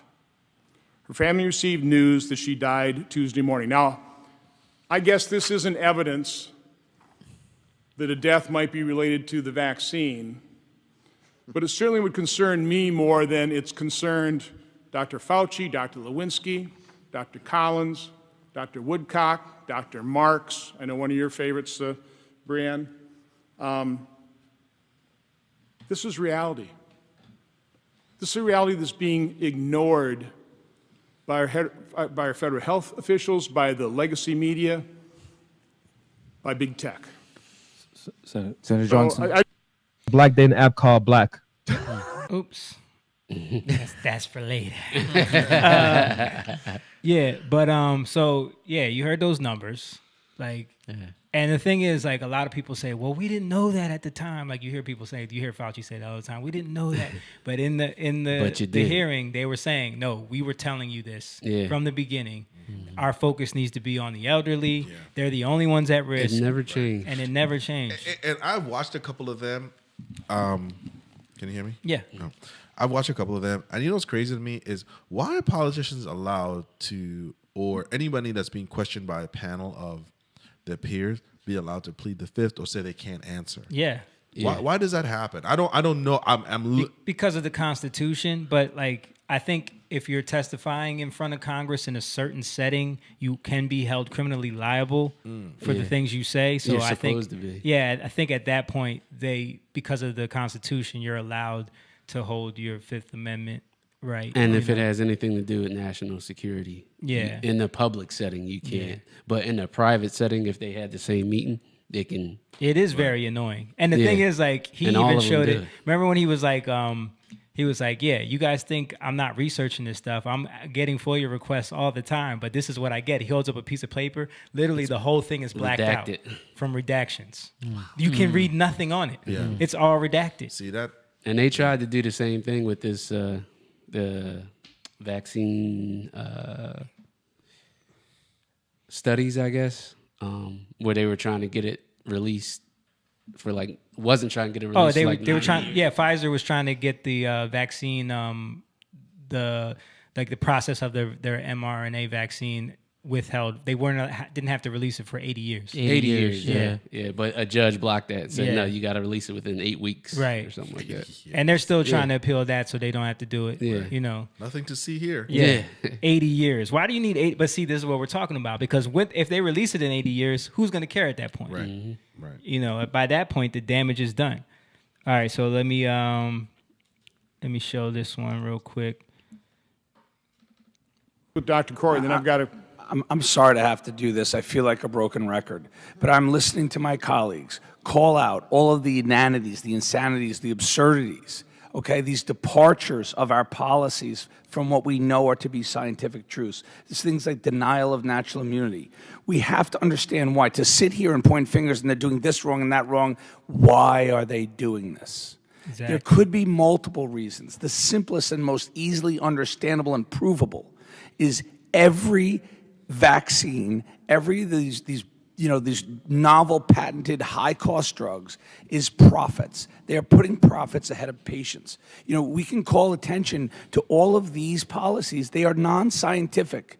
They're failing at having scientific support, yet they're being carrying out and they're being distributed across the country. And doctors and states and health departments are willingly accepting these without question, without critical thinking. And that's what I want us to be clear that we're calling attention to today. This is corruption. Plain and simple, it's corruption. Sorry. I want to echo Dr. Corey's statement and say that it didn't start now. Many people have been fighting this corruption for many years. When they did the 1986 Vaccine Injury Act and said that manufacturers no longer have liability for any that was vaccine under that's on Reagan, the by the childhood way, a schedule, Republican. the childhood schedule exploded. Now, I'm not saying every vaccine is or isn't safe on that schedule, but I'm saying that's when they said we have the perfect business model. Every kid has to take these vaccines if we put it on the schedule, and we have no liability. And so the schedule exploded, and safety corners were cut because we have no liability. And suddenly we started to see you have to have HPV for school. You have to have this for school. You have to have that for school. And so this business model, the more they pushed it, the more they realized no one pushed back because of this sort of idea that vaccines were always, always a positive health intervention. And so now we've gotten to the point where the mass formation psychosis around vaccines always being a positive health intervention has gotten us here. And so we have to look at that aspect. Why are they vaccinating our children? Because once it's on the vaccine, once it's on the childhood schedule, they are no longer liable for injury. So they're going to get off that EUA, put it right on the childhood vaccine schedule, and then have no liability going forward. So I'm going to try. Crazy. Right.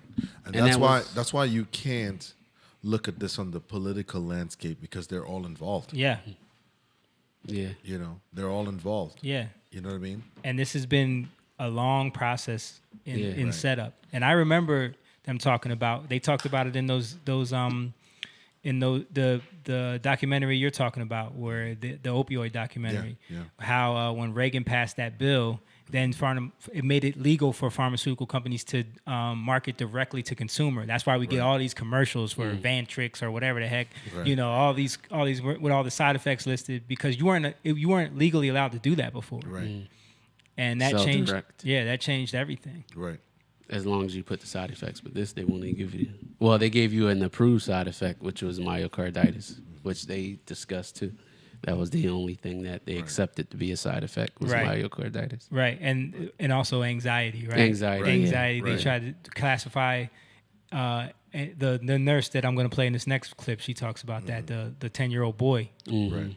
Yeah. Real quick, do you think, from you guys' perspective, do you think this is more to do with because we're all Christians, and I'm only asking this because I want to get clarity, right? And for us and for people out there, do you think this is more to do with global domination, or it's something to do with corruption and economics? You know what I'm saying? Because sometimes Christians look at these things and we're like, that's the end of the world, and God is, and we, you know what I mean? And we get off path of, like, you know what I mean, focusing on the. I'm not saying that it may not be. I'm just asking. I think it's actually both. Right. Like, I think they're tied in together. Right. You know what I mean? Like, yeah. For some reason, our headphone volume went down a little bit. I don't know if. No. I don't hear Jake's mic. Check. That's. Check your cable.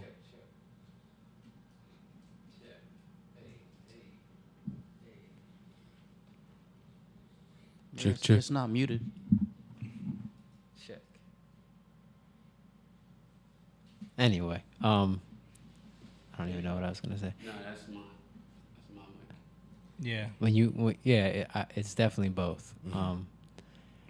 I think those agendas kind of play together because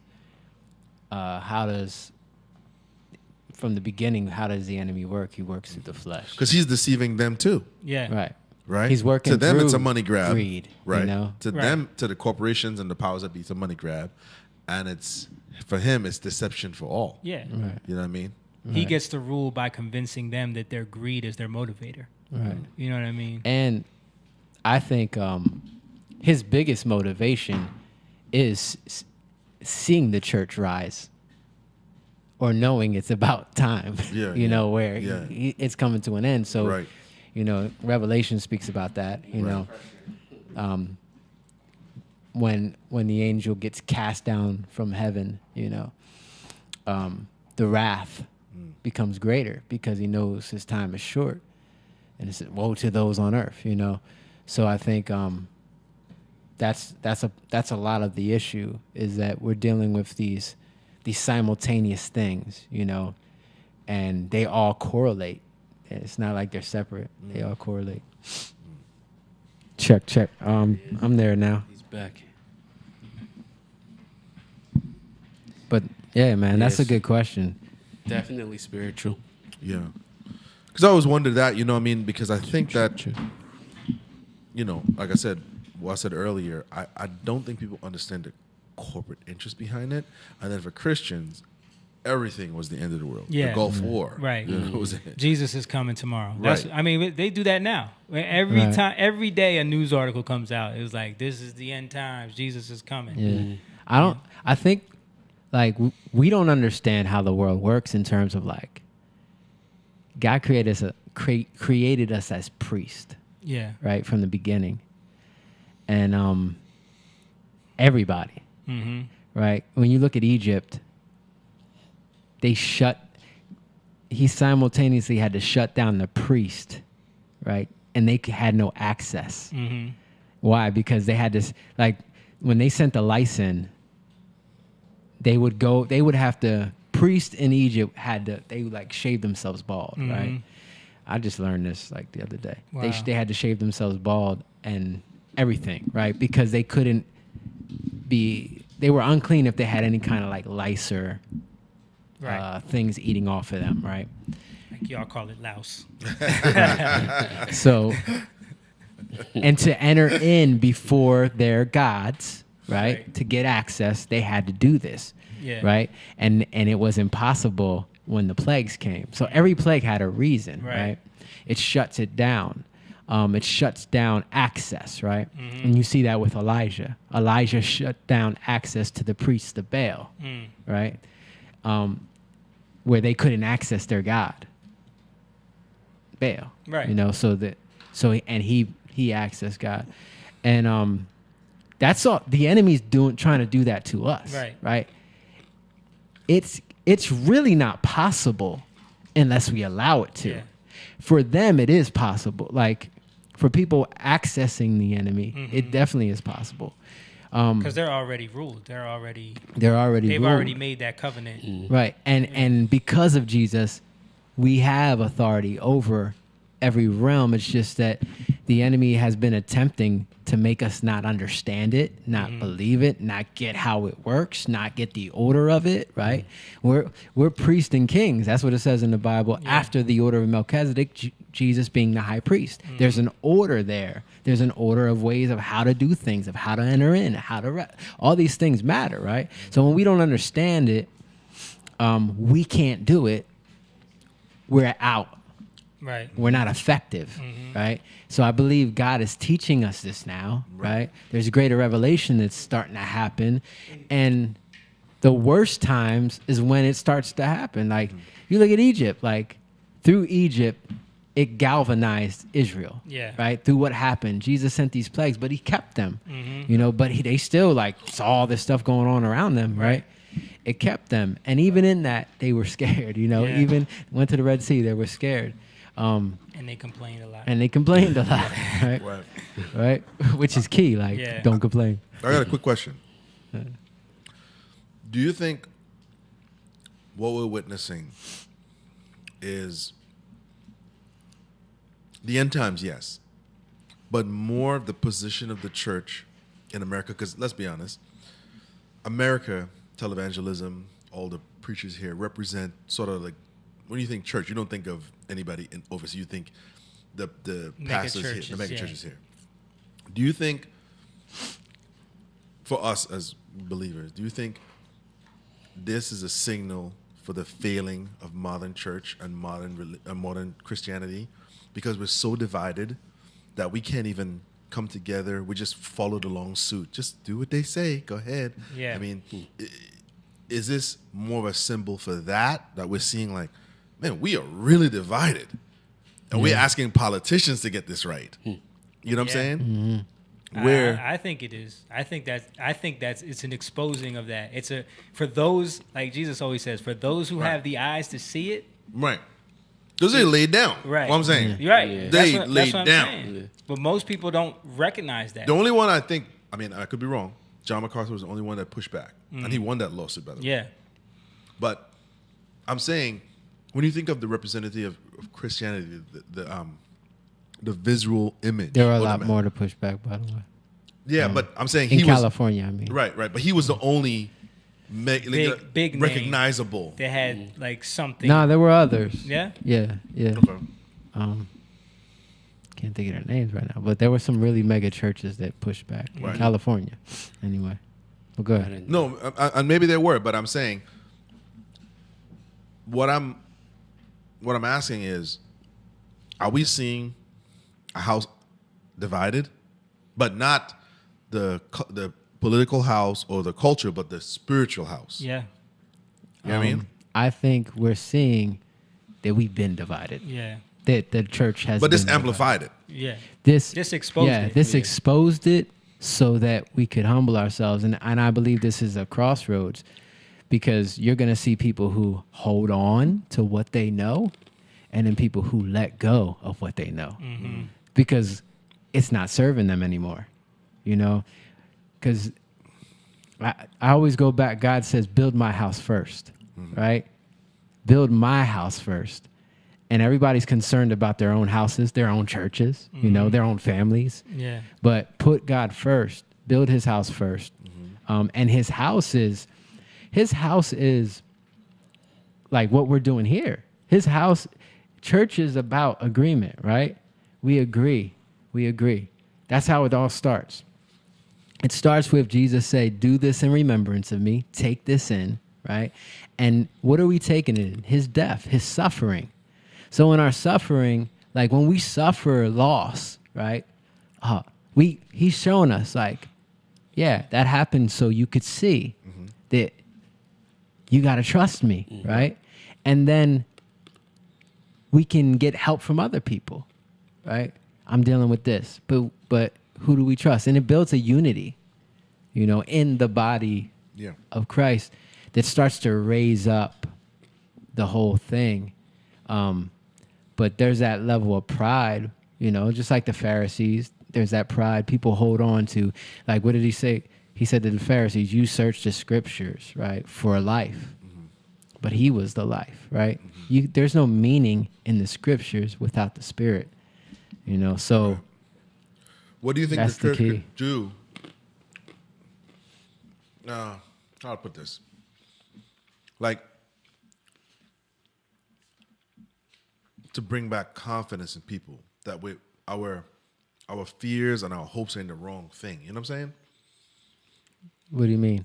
Meaning, like right now, trust the signs, trust the this. You know what I mean? But from the church, the body of Christ, there's really not. We haven't heard from any. You know what I mean? I mean, I know I have. Like, you got to look. Yeah. There's definitely people Right. speaking. That There's could be a lot. That's true. That's true. You know, a lot of people don't know it. And then there's a lot of BS out there. You know, I see a lot of people, like, even people I didn't expect, like, shifting, you know. But I know for hope, like, what produces hope? Character. Yeah. You know, what produces character? Endurance, you know, Right. patience. And where's that come from? Trials, Right. struggles. You know what I mean? So if you want hope, you gotta have the character, and that's how we build. That's the fruit. Yeah. Jesus said, "You'll know them by their fruit." You can't know something by the fruit if you don't know what's good. Yeah. Right? Maybe the awakening is more you than it is the group. Yeah, it's us. Yeah, yeah, yeah. It it's each individual and together. Right. You know I what mean? think part of that is, and I'm asking because I'm asking and learning at the same time, where sometimes we're looking for like someone to come help us, but really the person that can help you is you. Right. You know what I'm saying? Yeah. Because you could pull yourself out of Yeah. the process, how you got there. Yeah. You know what I mean? Yeah, but just being vulnerable, like, yo, you know, I'm dealing with this thing, you know, do you have an answer? And sometimes we might not have an answer. Let's pray. Yeah. What I'm realizing is prayer is the most important thing. Like, it's more than anything else. Because a lot of times, like, I've dealt with this so many times. Somebody is coming to me. They know God. They know. See, you know God, but you don't really know him, right? Deeper. So when you go through situations that you don't know how to deal with, now you're like, your deep hurts and your wounds and your traumas start to come to the surface. And then you can't deal with stuff. And people, I'm done. It's over. You know, I just want to die. Yeah. And it's like no amount of wisdom is going to get through to them. Right. You know, and then, but I've seen this many times. Like, if you pray for them, right, and God can give you the words to speak life to them that cuts through all their walls that have been up because of all their traumas, and it gets to the place where it touches them in their heart, and then there's breakthrough. Yeah. You know what I mean? And that's love. I think love is the key to all this, because perfect love casts out all fear. You know, we hold on to stuff because we don't really believe it. Nobody's really that good. You know what I mean? Like, we might not say it. You get what I'm saying? Like, but we've been through the traumas that we're really like, nobody's that good. Something's been speaking in our ear to say, yeah, they're just acting. Yeah. Nobody can really nobody can really be like that. Right. Nobody. And we have these things. We have these doubts in us. And it's literally the love of Christ in those who like seek him, right? When I'm saying prayer, I'm saying going to God and saying, I don't know what to do, God.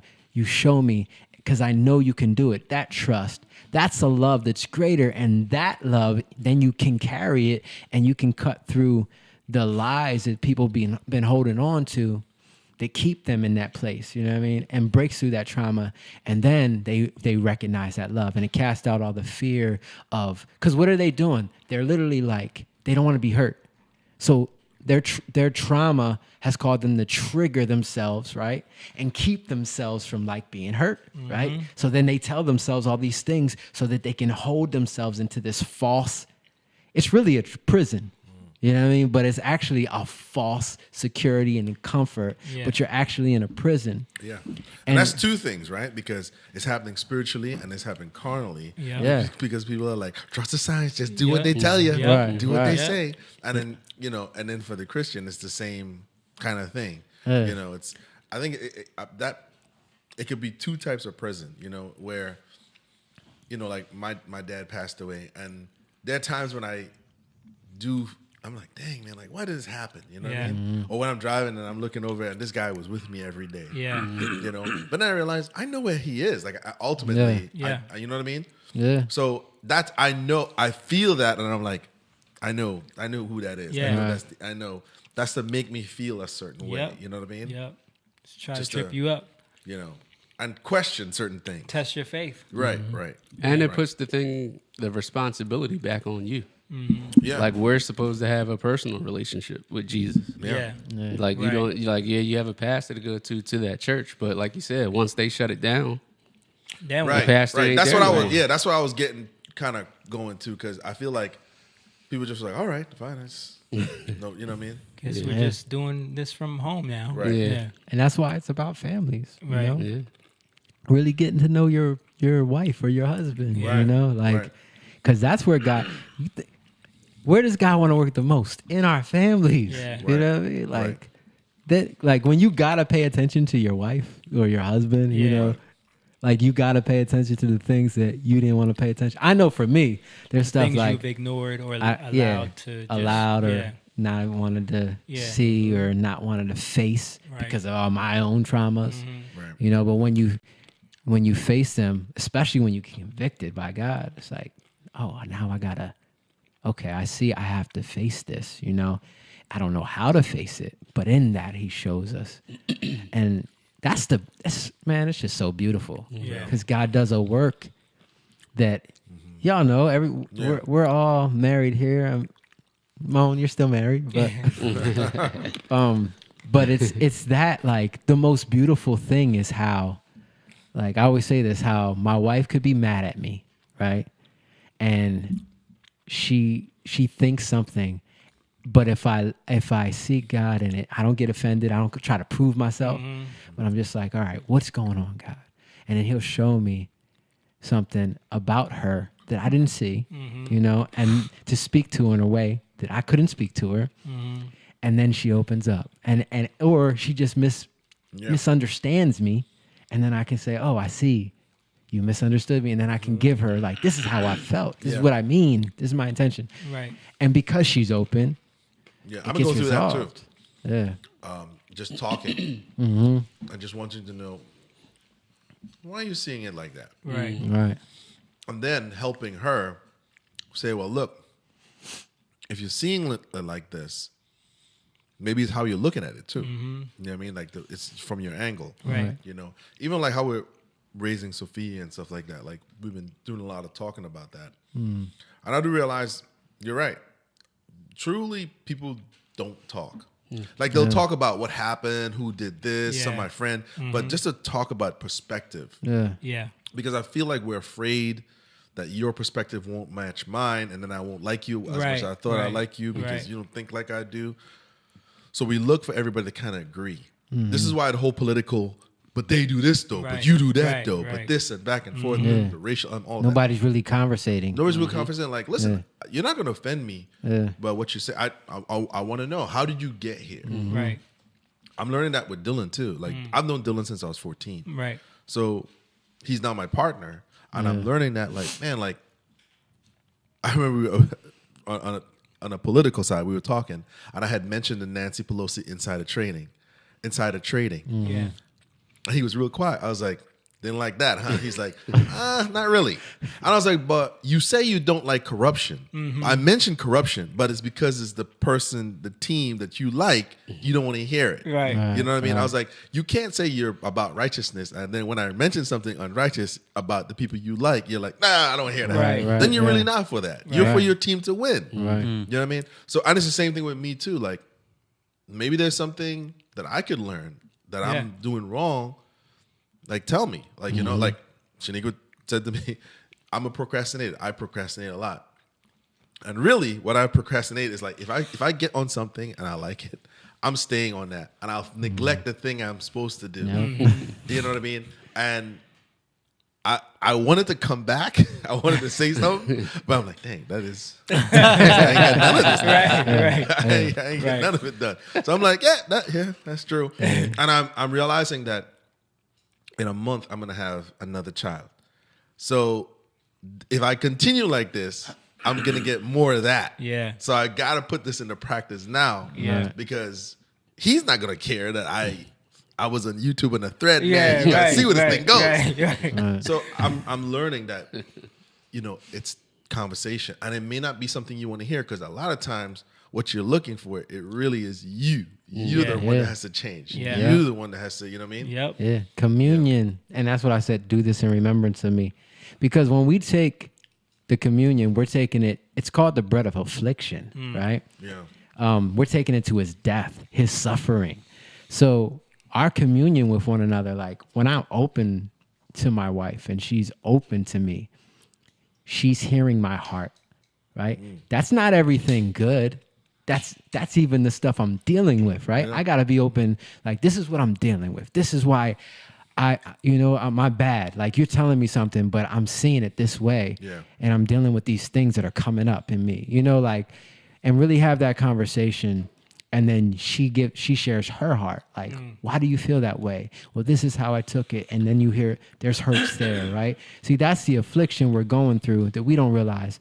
And then when we bring Jesus into it, then he can heal those wounds. We can't heal them ourselves, but he heals them. But we got to bring it up. We got to be able to say it. And a lot of times people don't want to go there, like your wife will say something to you that she said out of her hurt, and it's, not right, obviously. But then, especially for men, because men should be leading in this. And then a man will be like, all right, whatever, you meant that. And they hold on to that, and then they just keep going, right? And they put that in their little box, right? Yep. Oh, check, did that, and it just adds. And then the woman, same thing. Well, you did that, and then Letting you did it this go. to me, and then it's just all these little check marks, like, oh, I got a check. box of bricks for you, Yeah. girl. Yep. And then you wonder why somebody just blew up on you one day. And that's how those big fights start. And then everyone, now all of a sudden we're broke up, Yeah. Yeah, man. This is all good stuff. So since we're on that topic, I want to transition into our last thing. We talking about marriage, right? Yeah, we're talking about marriage. We had a couple more clips from the thing, but I'm going to bypass those. If anybody wants to check out that, look it up. It's probably only on Rumble, right? Like you ain't gonna, Probably, yeah. But just try to find, I don't know. Ron Johnson, Senator Ron Johnson. It's called COVID-19: A Second Opinion. A second opinion, right? It's so informative, man. Yeah, so many really good. So I remember. So many amazing doctors, scientists, professionals, like people that are, I'm talking about top of their field, talking Have been about this stuff. behind the scenes of all of this. Working for the Department of Defense. You know what I mean? Like Right. these people are heavy hitters. But not listened to. Right. But for our next topic, like this is something that we've talked about on here in a broad brush, like talking about the manosphere thing. Talking about that whole sector of YouTube, how that came to power. We've even touched on like how the church has kind of dropped the ball there in allowing this to kind of grab hold of the younger men because of a lot of the hurts from women and things like that. So you have this whole red pill community on YouTube with people like Kevin Samuels and like these guys we're about to talk about, Fresh and Fit. And we've mentioned them on here before, but we kind of never really gave them the light of day because like a lot of the stuff they talk about is just for views and clicks and like they're very like what's the word? They're very I don't know. Dismissive? No, it's just like everything they do is like trying to get views. Yeah.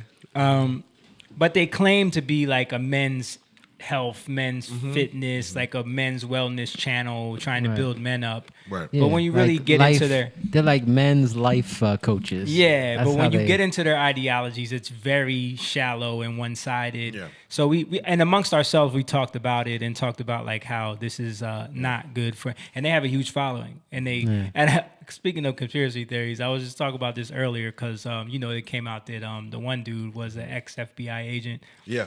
And I was like, their channel grew kind of fast, man. Like, it shot up there. Right. And the FBI is known to, like, start some stuff that would just be detrimental. You know what I mean? Yeah, right? Let's get these blacks listening to these dummies. Keep them irresponsible. Yeah. But anyway, so a clip surfaced of them last week from old podcast Yeah. where they said something crazy about black women. Yeah. Have you seen this? And they mentioned my wife's name. they did mention your wife's name, bro. So a bunch of people did reaction videos to this. So we're going to talk about it. We're going to go into, they were on, did you watch them on Andrew Schultz's podcast? I saw the clip. I didn't tune in. Okay. Yeah, I haven't watched it either, but Jake grabbed some clips of like some of them trying to defend themselves and why they do what they do. And we're going to like talk about that and break that down a little bit. So let's start with the clip of them, the clip that surfaced. Black dating app called Black. Oh, it's funny. I never used that one, bro. But hey, man. I mean, hey, bro. If you want to date a bunch of Shaniquas, go for it, man. LaQuisha. Yeah, like me and Fresh aren't really down with the brown like that. Man. We ain't night riders. Nah, so bro, I'm good. Sometimes if they're Redbone, but like in general, me and Fresh don't dabble in the dark. If you know what I'm saying. Yep. Okay. So sometimes if they're red bone, like. What? I'll bless your red bone.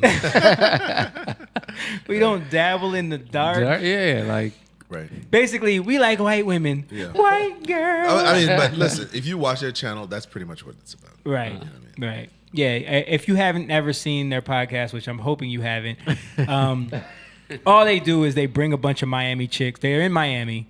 They bring a bunch of Miami chicks on live. They do a live stream every night. They bring like 5 to sometimes 15 girls on, and they just like mostly white and Spanish. Yeah, mostly white and Hispanic. Most of them are the typical Miami chicks that are about the nightlife, about the being a boss babe or whatever. Right. And they basically chastise them. Trash them. And if they give any pushback, they kick them off the show and make them look stupid. Right. So this is how they kind of blew up their channel. Yeah. Because I think it's from a lot of like simp or incel type Anti-simp, dudes Mm-hmm. that want to see hot women that they could never get yelled at, right, or get schooled, right. So I think that's kind of like what their market is, because even then they mentioned one time I saw a video where they were talking about like you guys always be in the chat trashing these girls, and then we find out that you're cash apping them thousands of dollars. You know what I mean? And it was his boy. Yeah, right. His partner just got caught up in something like that. I've listened to some of their stuff. I think some of it makes sense from the male-female dynamic of the modern spectrum, right? Right. And I think you have to put it in that right there. The modern dynamic of dating apps, the social situation, it's applicable to that. Yeah. Right? But these guys are parading as sort of men's coaches, to level up, money, blah blah blah, health, all those other things.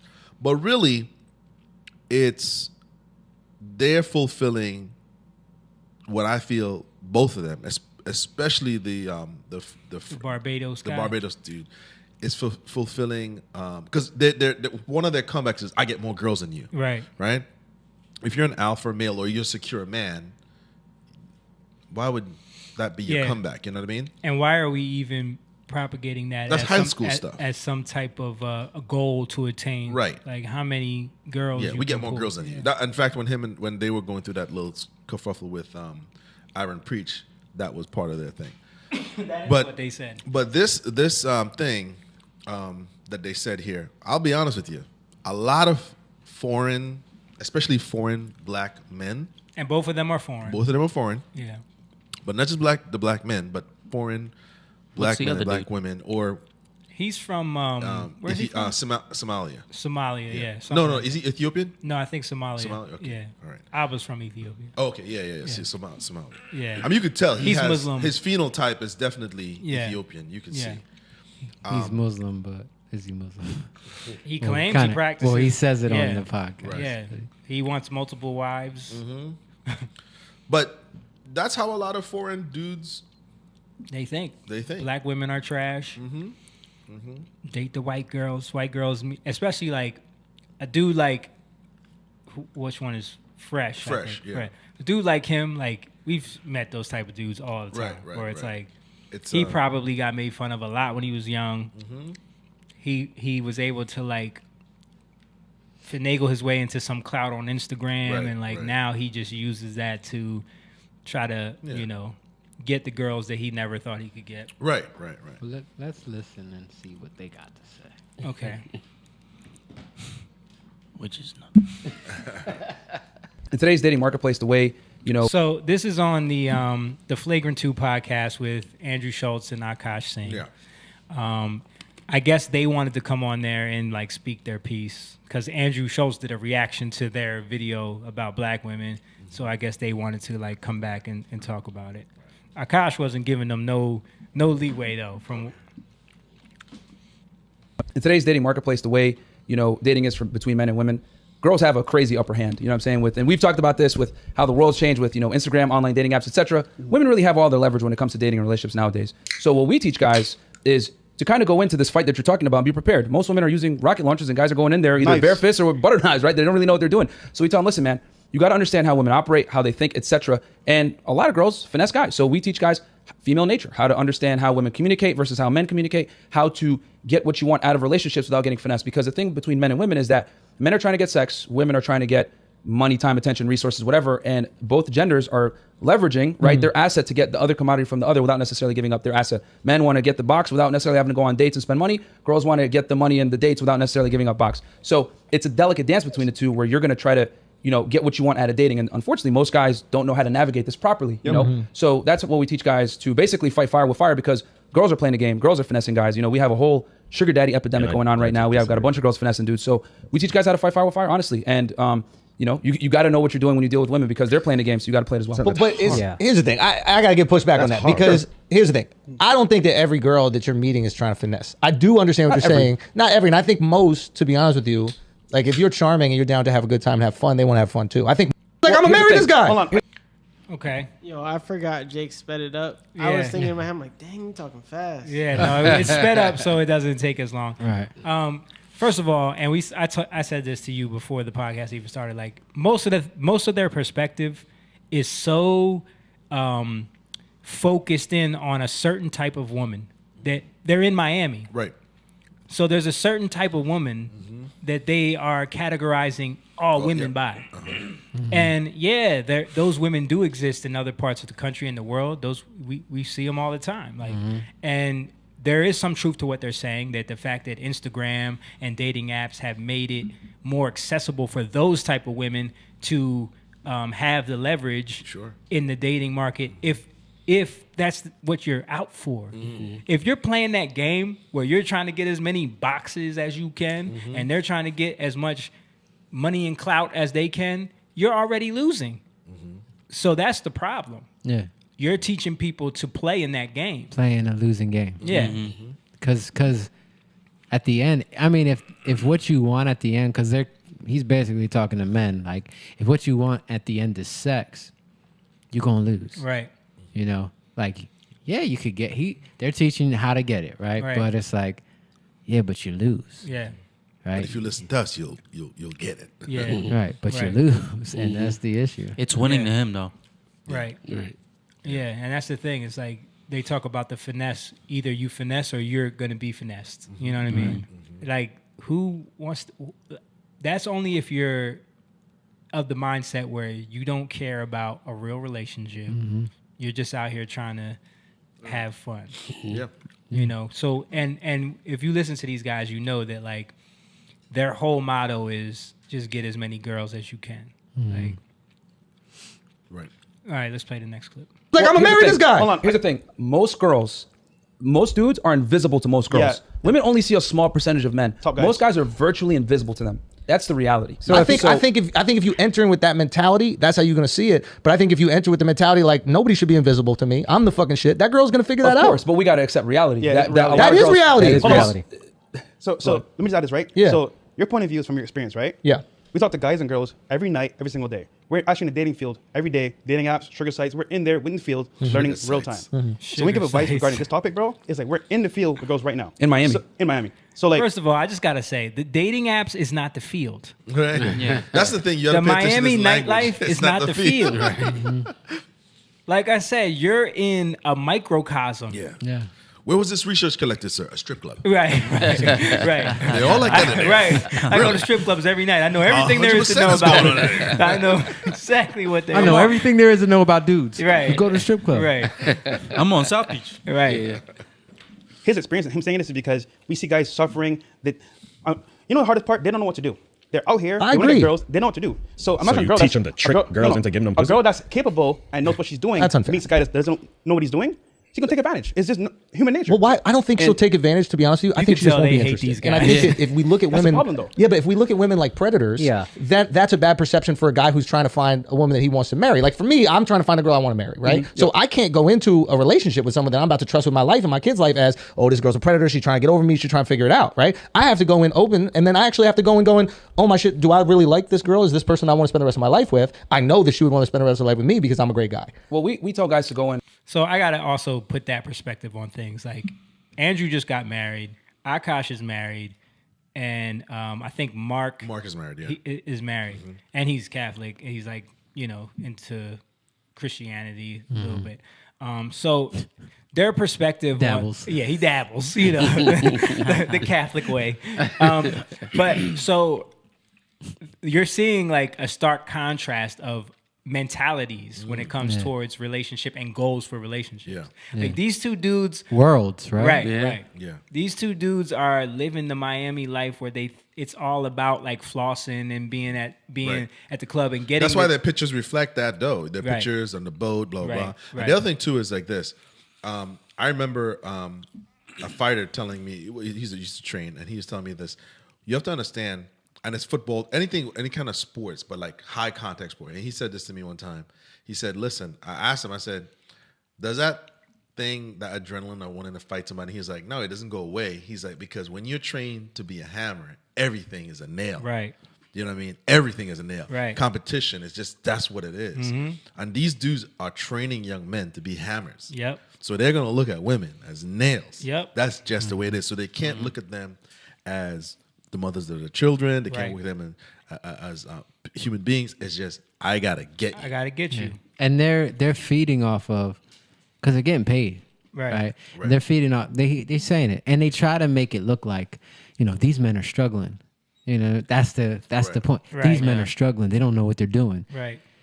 So all they're doing is just taking them into another struggle. Yeah. You Right. know. Yep. Another struggle. That's serpent wisdom. Mm-hmm. You know what I mean? That's serpent because it just twists you into something else. And this is the wisdom of the world. This is what the wisdom of the world does to you. It brings you on a cycle and you're like, yeah, I'm winning. And then you fall. And it's like, damn, I thought I was winning. But this is why, like, we've been talking about the opposite of that from the time we started this podcast. Like, Yeah.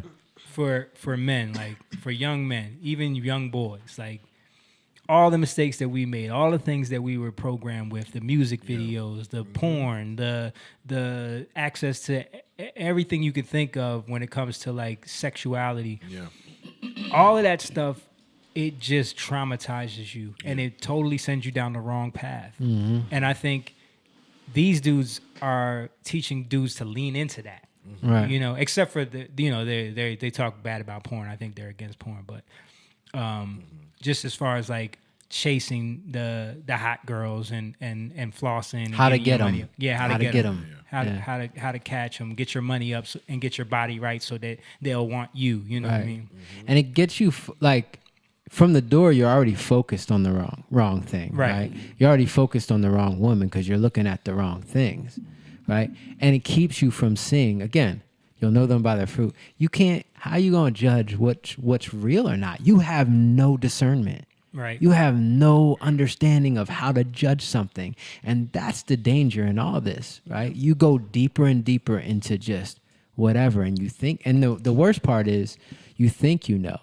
You think you know. And that's what they're doing. They think they know. And now they're serving this to people and saying, yeah, I'm going to charge a fee. Right. And people Because they are- read yeah. some books, they got some facts from some studies and some, they always drop these studies that they've And I think it's too because, especially Myron is very articulate. Mhm. The other one, not so Yeah, much. right. But Myron is very articulate. So he speaks, in a certain way. You could tell he's Mhm. educated. Mhm. And he has a lot of good analogies. Yeah. Which, if you're if you open your spirit a little bit to that, he'd be like, yeah, it's That true. does make sense, You know, yeah. But it's all down the path of come to my class, speak to this guru, Right. buy this wallet, Right. blah blah blah. It's, Right. They're building a Hire us to do your Instagram page so Right. you can get women. Yeah, That's that's what what they it do. is. All right, let's keep playing. One second. Open mind. Slightly off topic, but has to do with the video. What's up? Guy all the way to the right. He's got some massive feet, yo. Is it just because he's closer? Right. to It might just be the angle. Even on the ground, the foot on the ground looks like the feet. All right, you can continue. Here's the thing, too, guys. But why are they so defensive? Why are they scared? It's like You gotta be aware. So we're in a do unique they? position. It's not the forest, bro. We're in a You're very the lion, unique- but you teaching them like they the fucking gazelle. Yeah, like correct. we the lions out here, bro. So here's the thing. So we're in a very unique position because we talk to thousands of guys. Yeah. But we also talk, at this point, we've interviewed well over 1,000 girls on our podcast. Yeah. And there's been some things that have come up that made me realize, okay, Again, all certain type of girl. Just keep that straight. this is why we have these issues with dating. The reality is this, I'm going to boil it down for y'all. Most women are delusional of where they think they stand, and most guys underrepresent themselves of where they think. So girls have an overinflated sense of ego for the most part, because we ask them all the time. We actually have a delusion calculator we use. And we ask them, hey, what type of guy are you looking for? And when they put in their ideal man, every single time, he's in the top 1% pretty much. Very rare, you know? We're talking well over 6 feet, over $100,000 per year, not married, not obese, etc. Not weird. Yeah. So You asked the ideal. No, of course, but they all think that they deserve that as well, is what I'm trying to say. They say that's what they want, and they feel that they deserve it as well. Don't you guys right? think you So- deserve your preferences? Yeah. No. Here's Pablo. Go ahead. So, but these girls are not necessarily in a position to demand that kind of man when there's not enough of these guys to go around. You get what I'm saying? And then the thing is with that guy is that guy has the leverage, not necessarily the women, because once you get to a certain point as a guy, you now actually have the leverage where you're the commodity versus her. You know, she's just an attractive younger girl, but there's plenty of girls like that. Earlier, I will agree with him on there's a lot of men out there that undervalue themselves and women who overvalue themselves in terms of what they want and what they think they need. Even you see that with in Christendom. Yeah. I want this, I want that, but they're not trying to better themselves. They're not humbling themselves. And I think that's just been the culture of this world that that's been cultivated, especially in America. Yeah. It's a feminism push Yeah, as yeah, well. yeah. I was gonna say that myself. Yeah. It's Exactly. a feminism push as well that has made women feel like they deserve everything they've ever wanted, Yeah. And so I agree with a lot of what he said too, as far as like the delusion factor that comes into play, because women do have this issue, and that's why so many of them are older and not married, because they have this whole checklist that they're waiting for to find a husband, and so a lot of that doesn't ever come to fruition. You know what I mean? Right.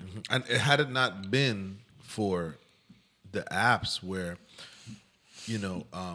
so many men are going to shoot their shot that even the average girl is going to feel that, well, if I'm getting 20 messages, Right. If I really put myself out there, what am I going to get? Yeah. You know what I mean? What they're missing is this. Just because there are men willing to have sex with you doesn't mean that those 20 men are willing to love you. Right. You know what I mean? Or marry you, any one of them. Right. There's a big difference. You know what I mean? And I think that ruins them a lot too. And again, it's feeding into that culture of over sexualization where women's liberation with sex.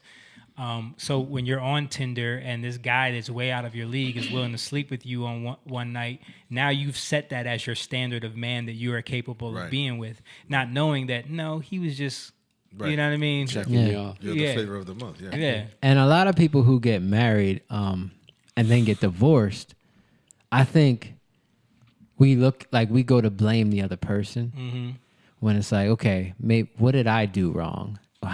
Maybe I picked the wrong one. Maybe there was stuff I could have did in the marriage differently. All these things. I think a lot of it has to do with, especially for men, I'm not saying women too, but what I'm saying is men will, if they take up their authority the way it's intended to be taken up, not in a perverted way, right? But the way God called us to take it up. And you see this with Jesus. So I'll just use him as an example. Jesus stood against the Pharisee. He stood against the powers that be, right?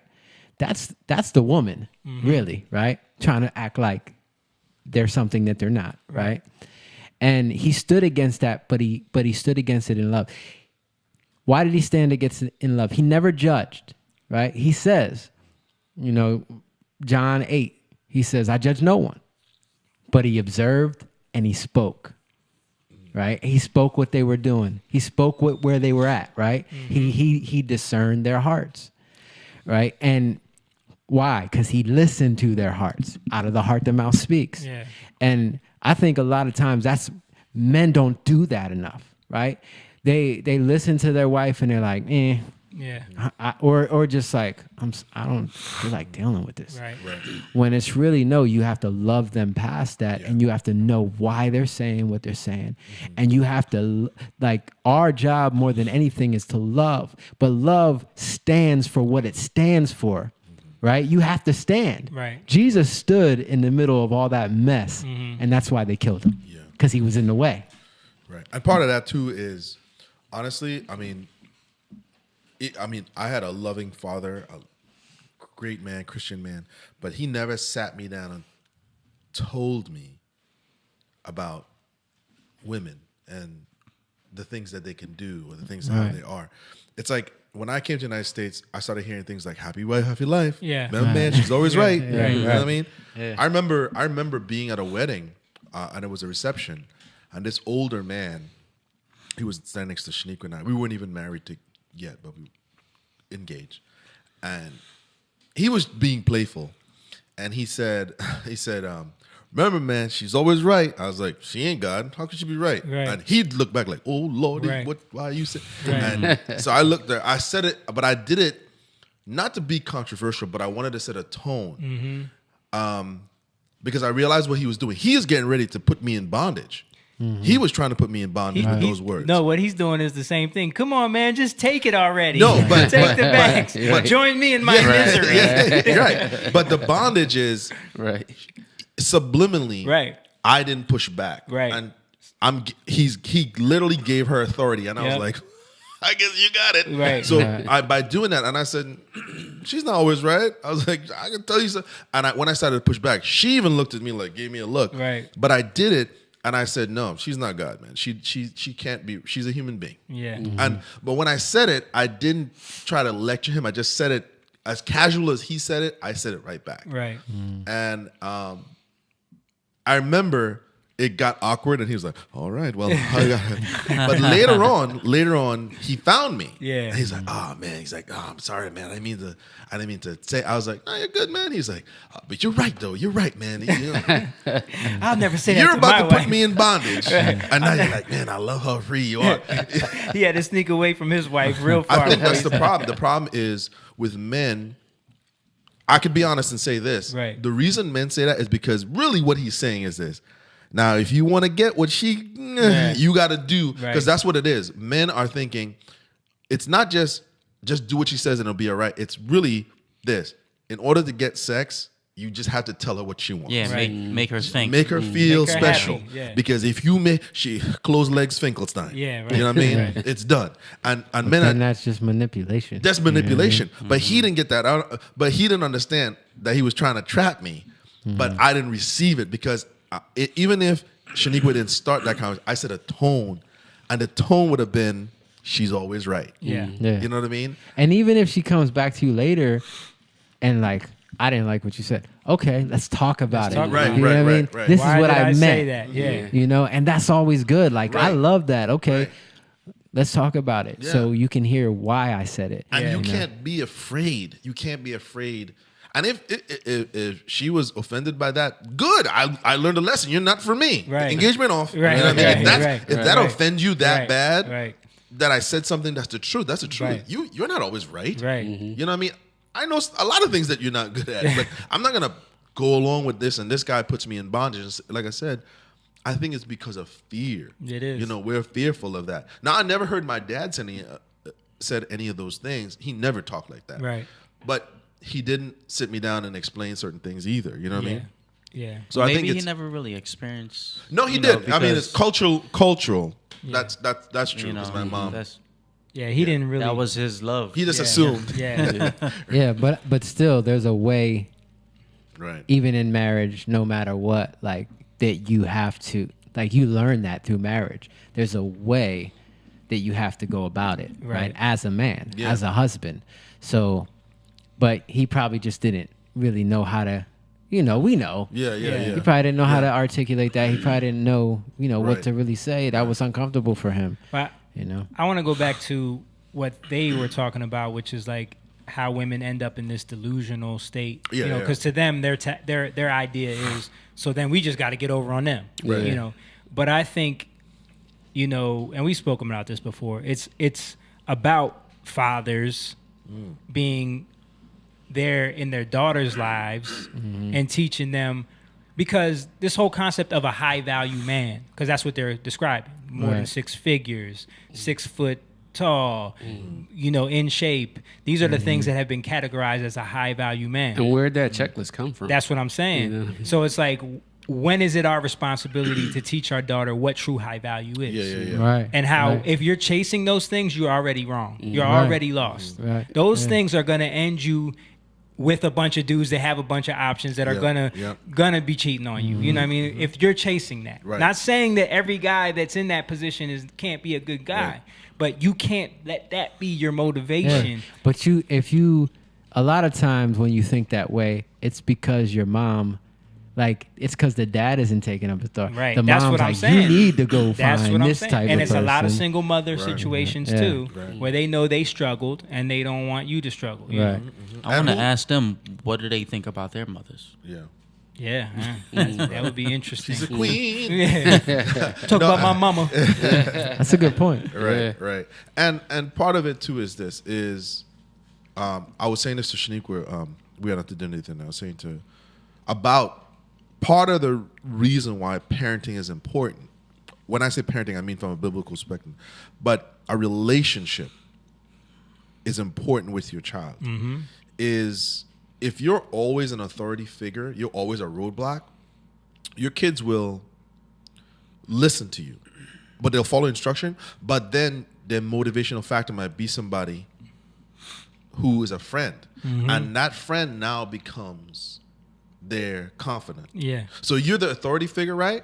And I'll just do what mom's, but when mom ain't looking or dad ain't looking, you become my motivator. Right. You become the person that fuels me. So I was Right. saying the reason why you don't always want to be, don't do that. Stop. Yeah, Go right, away. right, Listen, you're this, right, you're that. right. Is she's gonna right now that's cool. But she's gonna get to 16. Right. And the girl that comes along, girl, you fly, you're this. Yeah. Then that girl becomes the motivator. That guy, like, yo, man, you dude, he becomes your motivator. So you start being drawn to them. So now everything they say, 6 foot is what you should like. Light skin with green eyes is what you should like. Abs. A big butt. So all of a sudden, the things that they like becomes the thing that you like because you're really trying to please them. Right. Because your mom and your dad represents the authority figure, and you. Right. So whatever they have to say, you can't listen to them. You just do what you can to not get in trouble. Let's not and get in then- trouble. Right. You become out. So Right. whatever Jamie tells me, Right. Jamie's like, yo, man, you need to be with this Yeah. kind of girl. Yeah. Right. I don't even like that girl, but I gotta win Jamie's Right. blessing. So I'm gonna be like, Jamie, look. And we're all saying it because we've all been through this. We've been through this. Yes. So you do it to be. I need your blessing. I need Yeah. you to hit me with the wand like, Right. "Ah, Man, that's you the my man." boy. That's my Yeah. boy. Yep. You know what I mean? And I was saying that to her. I was like, this is why it's important to build that relationship and to have that conversation, because there's gonna come a time when Sophia is gonna secretly, if not done properly, she's gonna secretly look to all the other motivators. Yeah. And they'll feed right into that. Yeah. You know what I mean? Definitely. And that's why, like, with your kids, you gotta be honest, and to observe them, right? Because when you're saying something, are they really listening? Are they really taking it in? Yeah. And if they're not, it's a problem. Yeah. Right? It's a problem because, like you said, they're only listening because they have to listen, right?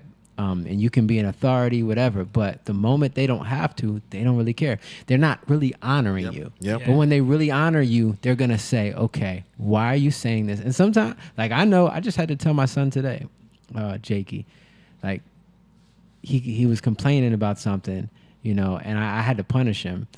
And I'm like, you have to know that everything I tell you is for a reason, because I love you and it's covering your life. And if you don't see that, you're going to complain. You're going to you're going to whine, and that's not honorable to me. Why? Because you're not taking anything I have to say into consideration. And just to make him understand, like, there's a reason why. So open your heart up when I'm talking to you, you know, and whenever I see him, like, not doing that, or any of my kids, you kind of have that conversation, right? And when James was talking, I was thinking about Ephesians 6, children, obey your parents, for this is right in the Lord. Honor your father and your mother. This is the first commandment with promise, that it may go well with you, and that you may have a long life in the land. And that's all about wisdom, right? But then it says this, and this is the part fathers, don't provoke your children to anger, but bring them up in the discipline and instruction of the Lord. And that's through love. So you don't want to just be, you know, wrathful and just like, it's my way or the highway type thing. You want to instruct them in love. Why you're doing it. Right. And you got to observe that they're getting it. Because if they don't get it, we got to do it again. We got to do it again and again and again, or else they're going to listen to somebody else. That's true. And we see that specifically, and I hate to do it like this, but I'm going to say it. When I came here and I started watching BET, Jeff Jam, a lot of the black comics were like, y'all need to whoop your kids. How's that working out? How's all this whooping of asses working out? You know what I'm saying? That's true. How is all of this working Very out? That true. was a trope that was echoed. White people don't whoop their kids. Right? And I'm not saying that this is a black issue at all. All parents are suffering from this. But what he just said here was the last part. Don't provoke your kids. If that's your response, is physical. Right? That kid will comply until he or she doesn't have to. And then your legacy is tied to that. That's what it is. So I think coming from this disciplinary standpoint, where a young man who's troubled, who doesn't have a father figure, will find these guys enlightening because his desire is already to have sex. His desires are, I want to get laid. He's not thinking about a wife. I remember one time my mom told me this, you know, about girls. My mom said to me one time, and this is when I was dating Angela, a girl I shouldn't have been with. She said, listen, I see why you like her. She's pretty, but she's not for you. Right? Now, my dad was, I forbid you. My dad was like, I forbid like, you. I ain't listening to that. What is wrong? Like, he came from that standpoint. I tuned him out. Right? But my mom came, I was in an intense Halo battle. And she came down, she sat me down, she said, I want to talk to you. And she told me that, she said, listen, you know, it's not that this girl's a bad girl. This girl she had a child from a previous marriage. She's like, she's 19, you're 21. You really haven't, we weren't allowed to date at that time. So she started breaking down to me. She said, listen, and she wasn't coming from like, she's a whole, none of that. She was just saying, she's not for you. You're not ready for that. And she said to me, she said, listen, the reason you don't want to go there is because of this. You get involved with her, it doesn't work out. You have a daughter with her. Now, she's going from one guy to the next, making bad choices. Where did you put your daughter safety-wise? You know what I mean? Because you don't know who she may date or what that guy's intention is, or what his son from another marriage would be. Now your daughter is molested. Now your daughter is abused. The real culprit is you. You open that door for that. And she told me about her brothers and stuff like that. Now I'm paraphrasing a lot, but she put it to me that way, that essentially you'll want to go kill that guy, but you know who put your daughter in prison? You. You know what I mean? You put your daughter in prison. You know what I mean? Because you gave her, that girl, that woman, the right to do that. Because you were chasing the wrong priorities. Chasing the wrong thing. That made so much sense to me. Not right then. But when I watched it played out, I was like, wow. Mom was right. That made so much sense. And now I got to protect my seed. I got to be careful. You know what I'm saying? And I think that's where good parenting comes in. Now, I did have a chance years later to talk to my dad about this. He wasn't happy about that. But I was like, Dad, you took the wrong approach. And it's not that I don't love you, or I think, because he didn't like that one. But I was like, no, Dad, it was this. It was that you didn't recognize I was a 21-year-old man. Yeah. I was your son, but I wasn't a boy. So you telling me forbid ain't gonna work. Right. You know what I'm saying? It ain't gonna work. So I now know that me and Alonzo, me and Sophia, I can't be like, yo, we're friends, we're buddies. Right. Not that. But I gotta check it. I gotta see. So if Sophia says, I just love tall guys. Let's talk to you for a second. Yep. Who told you that? Yep. Because if I want to know where who's her motivator. Not that I tell her I forbid her, but I want to see why is this motivating you? Because then I'll know she'll pinpoint me to the girl who's telling her that's because maybe that girl's suffering some insecurity, or for Alonzo, and this is what makes him. Because if Alonzo's hanging around fresh, who's like, nah, man, black girls are whack. Yeah. You know what I mean? They all ghetto. They all ghetto. Yeah. You need to go to white girls. Yeah. You know what I mean? That. You know what I'm saying? Or You had vice someone versa. tell you that. Yeah, I did. Red bone. But the thing is, I gotta be ready for that. If I just come in, I forbid, then you gonna tune me right on out. Yep. You know what I mean? Yep. You know? Yeah, man. How many more? What we got? Which is you're gonna say I prefer not dating black girls, but then you'll bring those same girls on your podcast and get views off of them and get money off of them. Explain to me how, and genuinely explain. I'm not trying to ask a rhetorical question. How is that not fucked up? See, that goes to the same Excuse the question. language. You don't like black girls, so why are they on the show? To make money off of them and exploit them. We don't need them to make money at all. Your clips with the black girls where there's controversy are considerably more views We than don't your other make them clips. act how they act. That's just how Yeah, they it's act. live, man. It's a live show. We do it live. No. You know this, right, bro? They don't barge into your studio unannounced and then invite themselves in the podcast. They want to come on the and show. You let them on. Bruh, Black, white, Asian, come on the show. We got bruh, you want to come on this podcast, you hit up Andrew. If I didn't want you on, you wouldn't be on.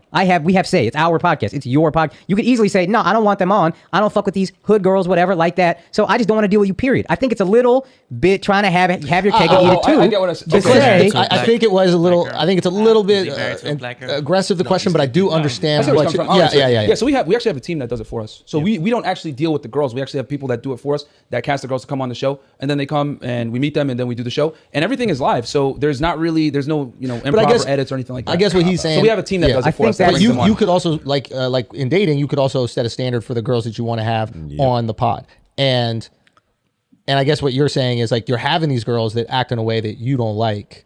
Why continue to have them? You're going to make money Which off I think of is them, a reasonable but then say, question. I just don't date these types of girls. But I'll have them on. Let's have some controversy. Let's make some money. Let me eat off of you. But I would never date you. And also, just real quick. And I think, I think it's kind of foul to say, oh, we don't choose those girls. You're their bosses. Whoever finds them, y'all are the Before bosses. every show, we give everyone a fair warning. Hey, guys, please be respectful on the show. One mic at a time. Black, white, Asian, doesn't matter. A fair, equal understanding, this is how the show runs. If they act out, that's not on us. And it is live. Our producer finds the girls, hey, black, white, Asian, we don't care. You want to come on the show? Plug your stuff? We got you. Is your producer your boss or are you your producer's boss? Sorry? That's what I think is kind He's of... saying that you are at the end of the day, you're the boss of the show. You dictate everything that goes on. The show. I think you guys are... So I just thought that was interesting because number one, he's throwing it off. Yeah. As... We're not the ones that book them. We're not the one that book them. We tell them ahead of time. Right. No, you pick the personalities that you know are going to Right. cause problems so that you can have more views. Yeah. And they and let's be create real, like controversy. all of their most viral clips are with like black chicks that get super ghetto and loud. So they kick them off. They're counting on it. Yeah, they're counting on it. Yeah. Right. And you could tell Akash is clearly Akash can't stand them. Yeah. I think he just can't stand their mentality. But he explains that though because Akash has said he has met Indian guys who don't like Indian girls. Right. And he finds that to be, listen, if you have a preference, not a problem. Right. But then don't go and say, I hate these kind of girls. Like what they did. Right. Right?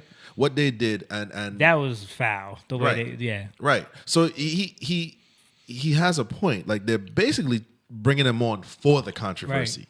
You know what I mean? That's what it is. Like, even if they would have said like, I don't date ghetto girls. Yeah. That's different. That's what I was about to say. Yeah. Because he said dark. Night they said Riders. we don't do Night Riders. We don't do Shaniquas, dark LaQuisha. Shaniquas. Like we just don't date black chicks because and it's like so you're painting everyone, the entire race, with a certain type of James mentality. is like, I'm glad you don't date those Shaniquas. I got it. Yeah. Well, that's what they do to women anyway. They right. they look at all women are the same. Yeah, Right. You know, and they're out there. Moan's like, I'll take all the black girls. y'all don't want. No, I think these guys.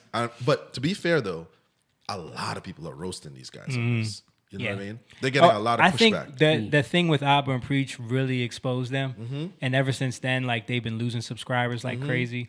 And I think a lot of the dudes in like this red pill manosphere thing that follow their formula are starting to like this stuff is all getting exposed. Even Kevin Samuels is like, who can keep watching this? Yeah.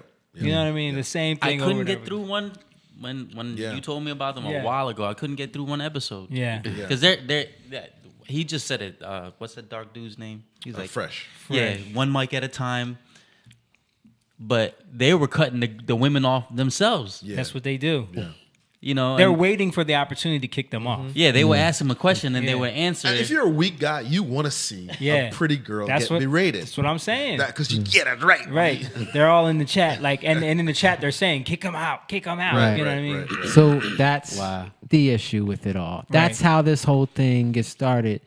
Is it's men who are hurt. It's men who don't understand. Men who are lost. They feel rejected. That's what I was thinking. Victims, man. Right. It's literally rejection. Thank you. Rejection. Yeah.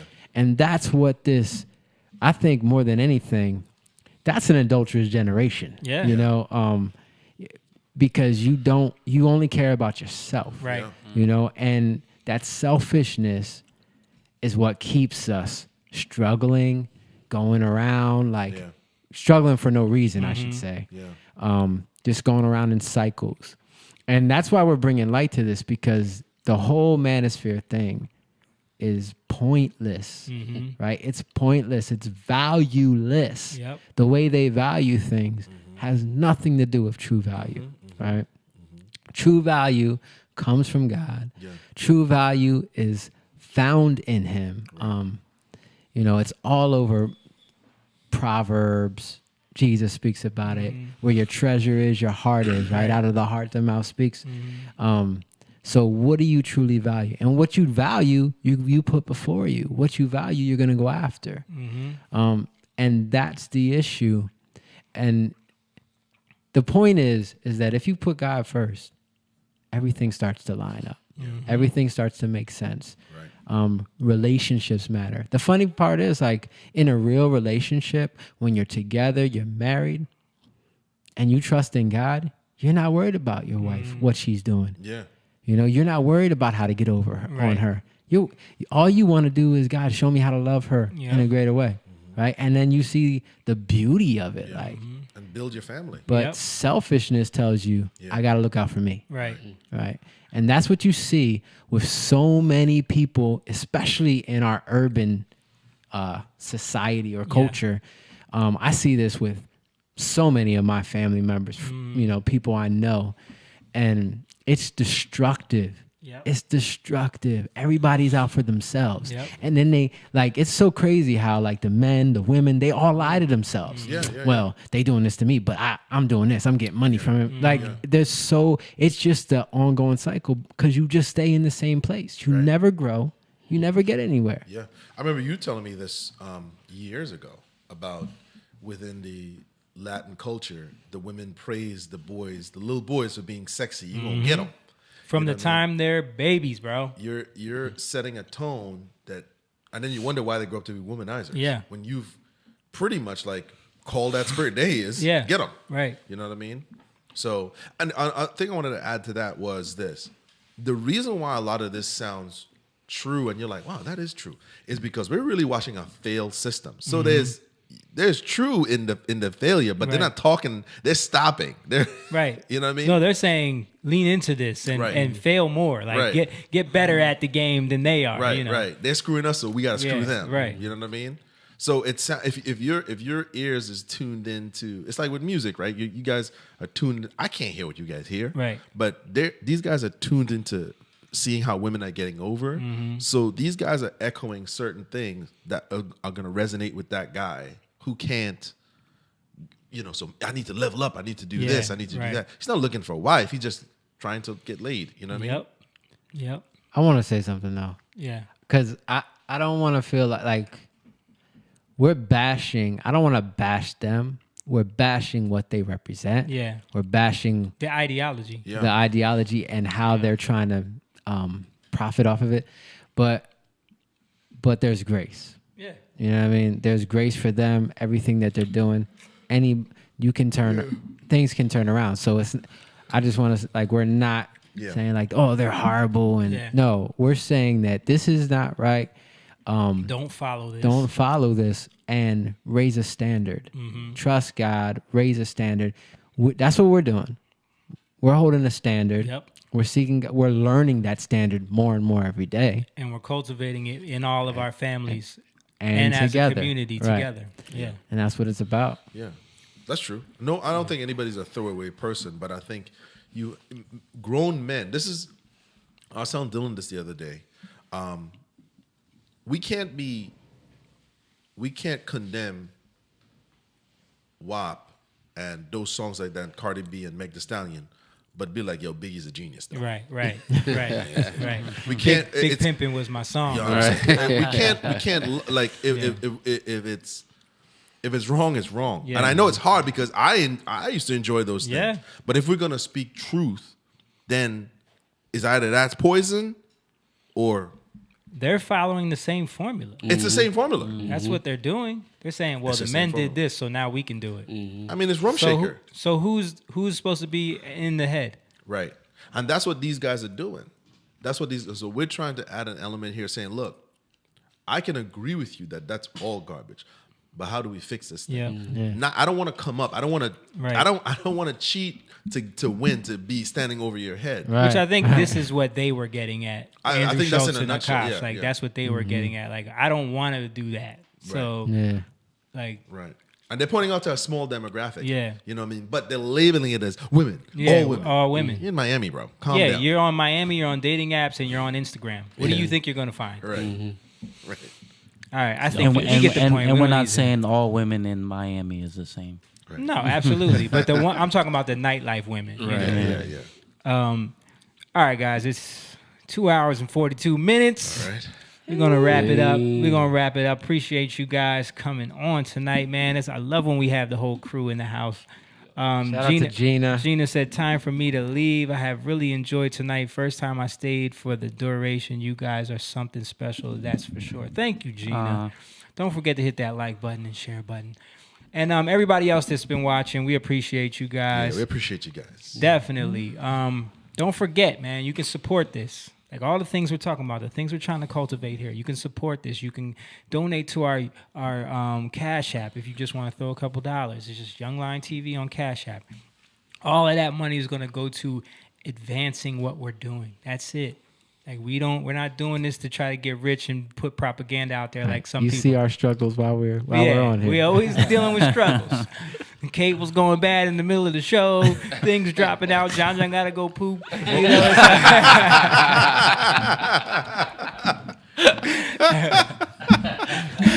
You just had to put him out color there, huh? pants. Mo can't afford pants, guys. Yeah, Mo's out here naked right Can't now. afford pants. But no, Yo, I man. kept looking at Mo's pants.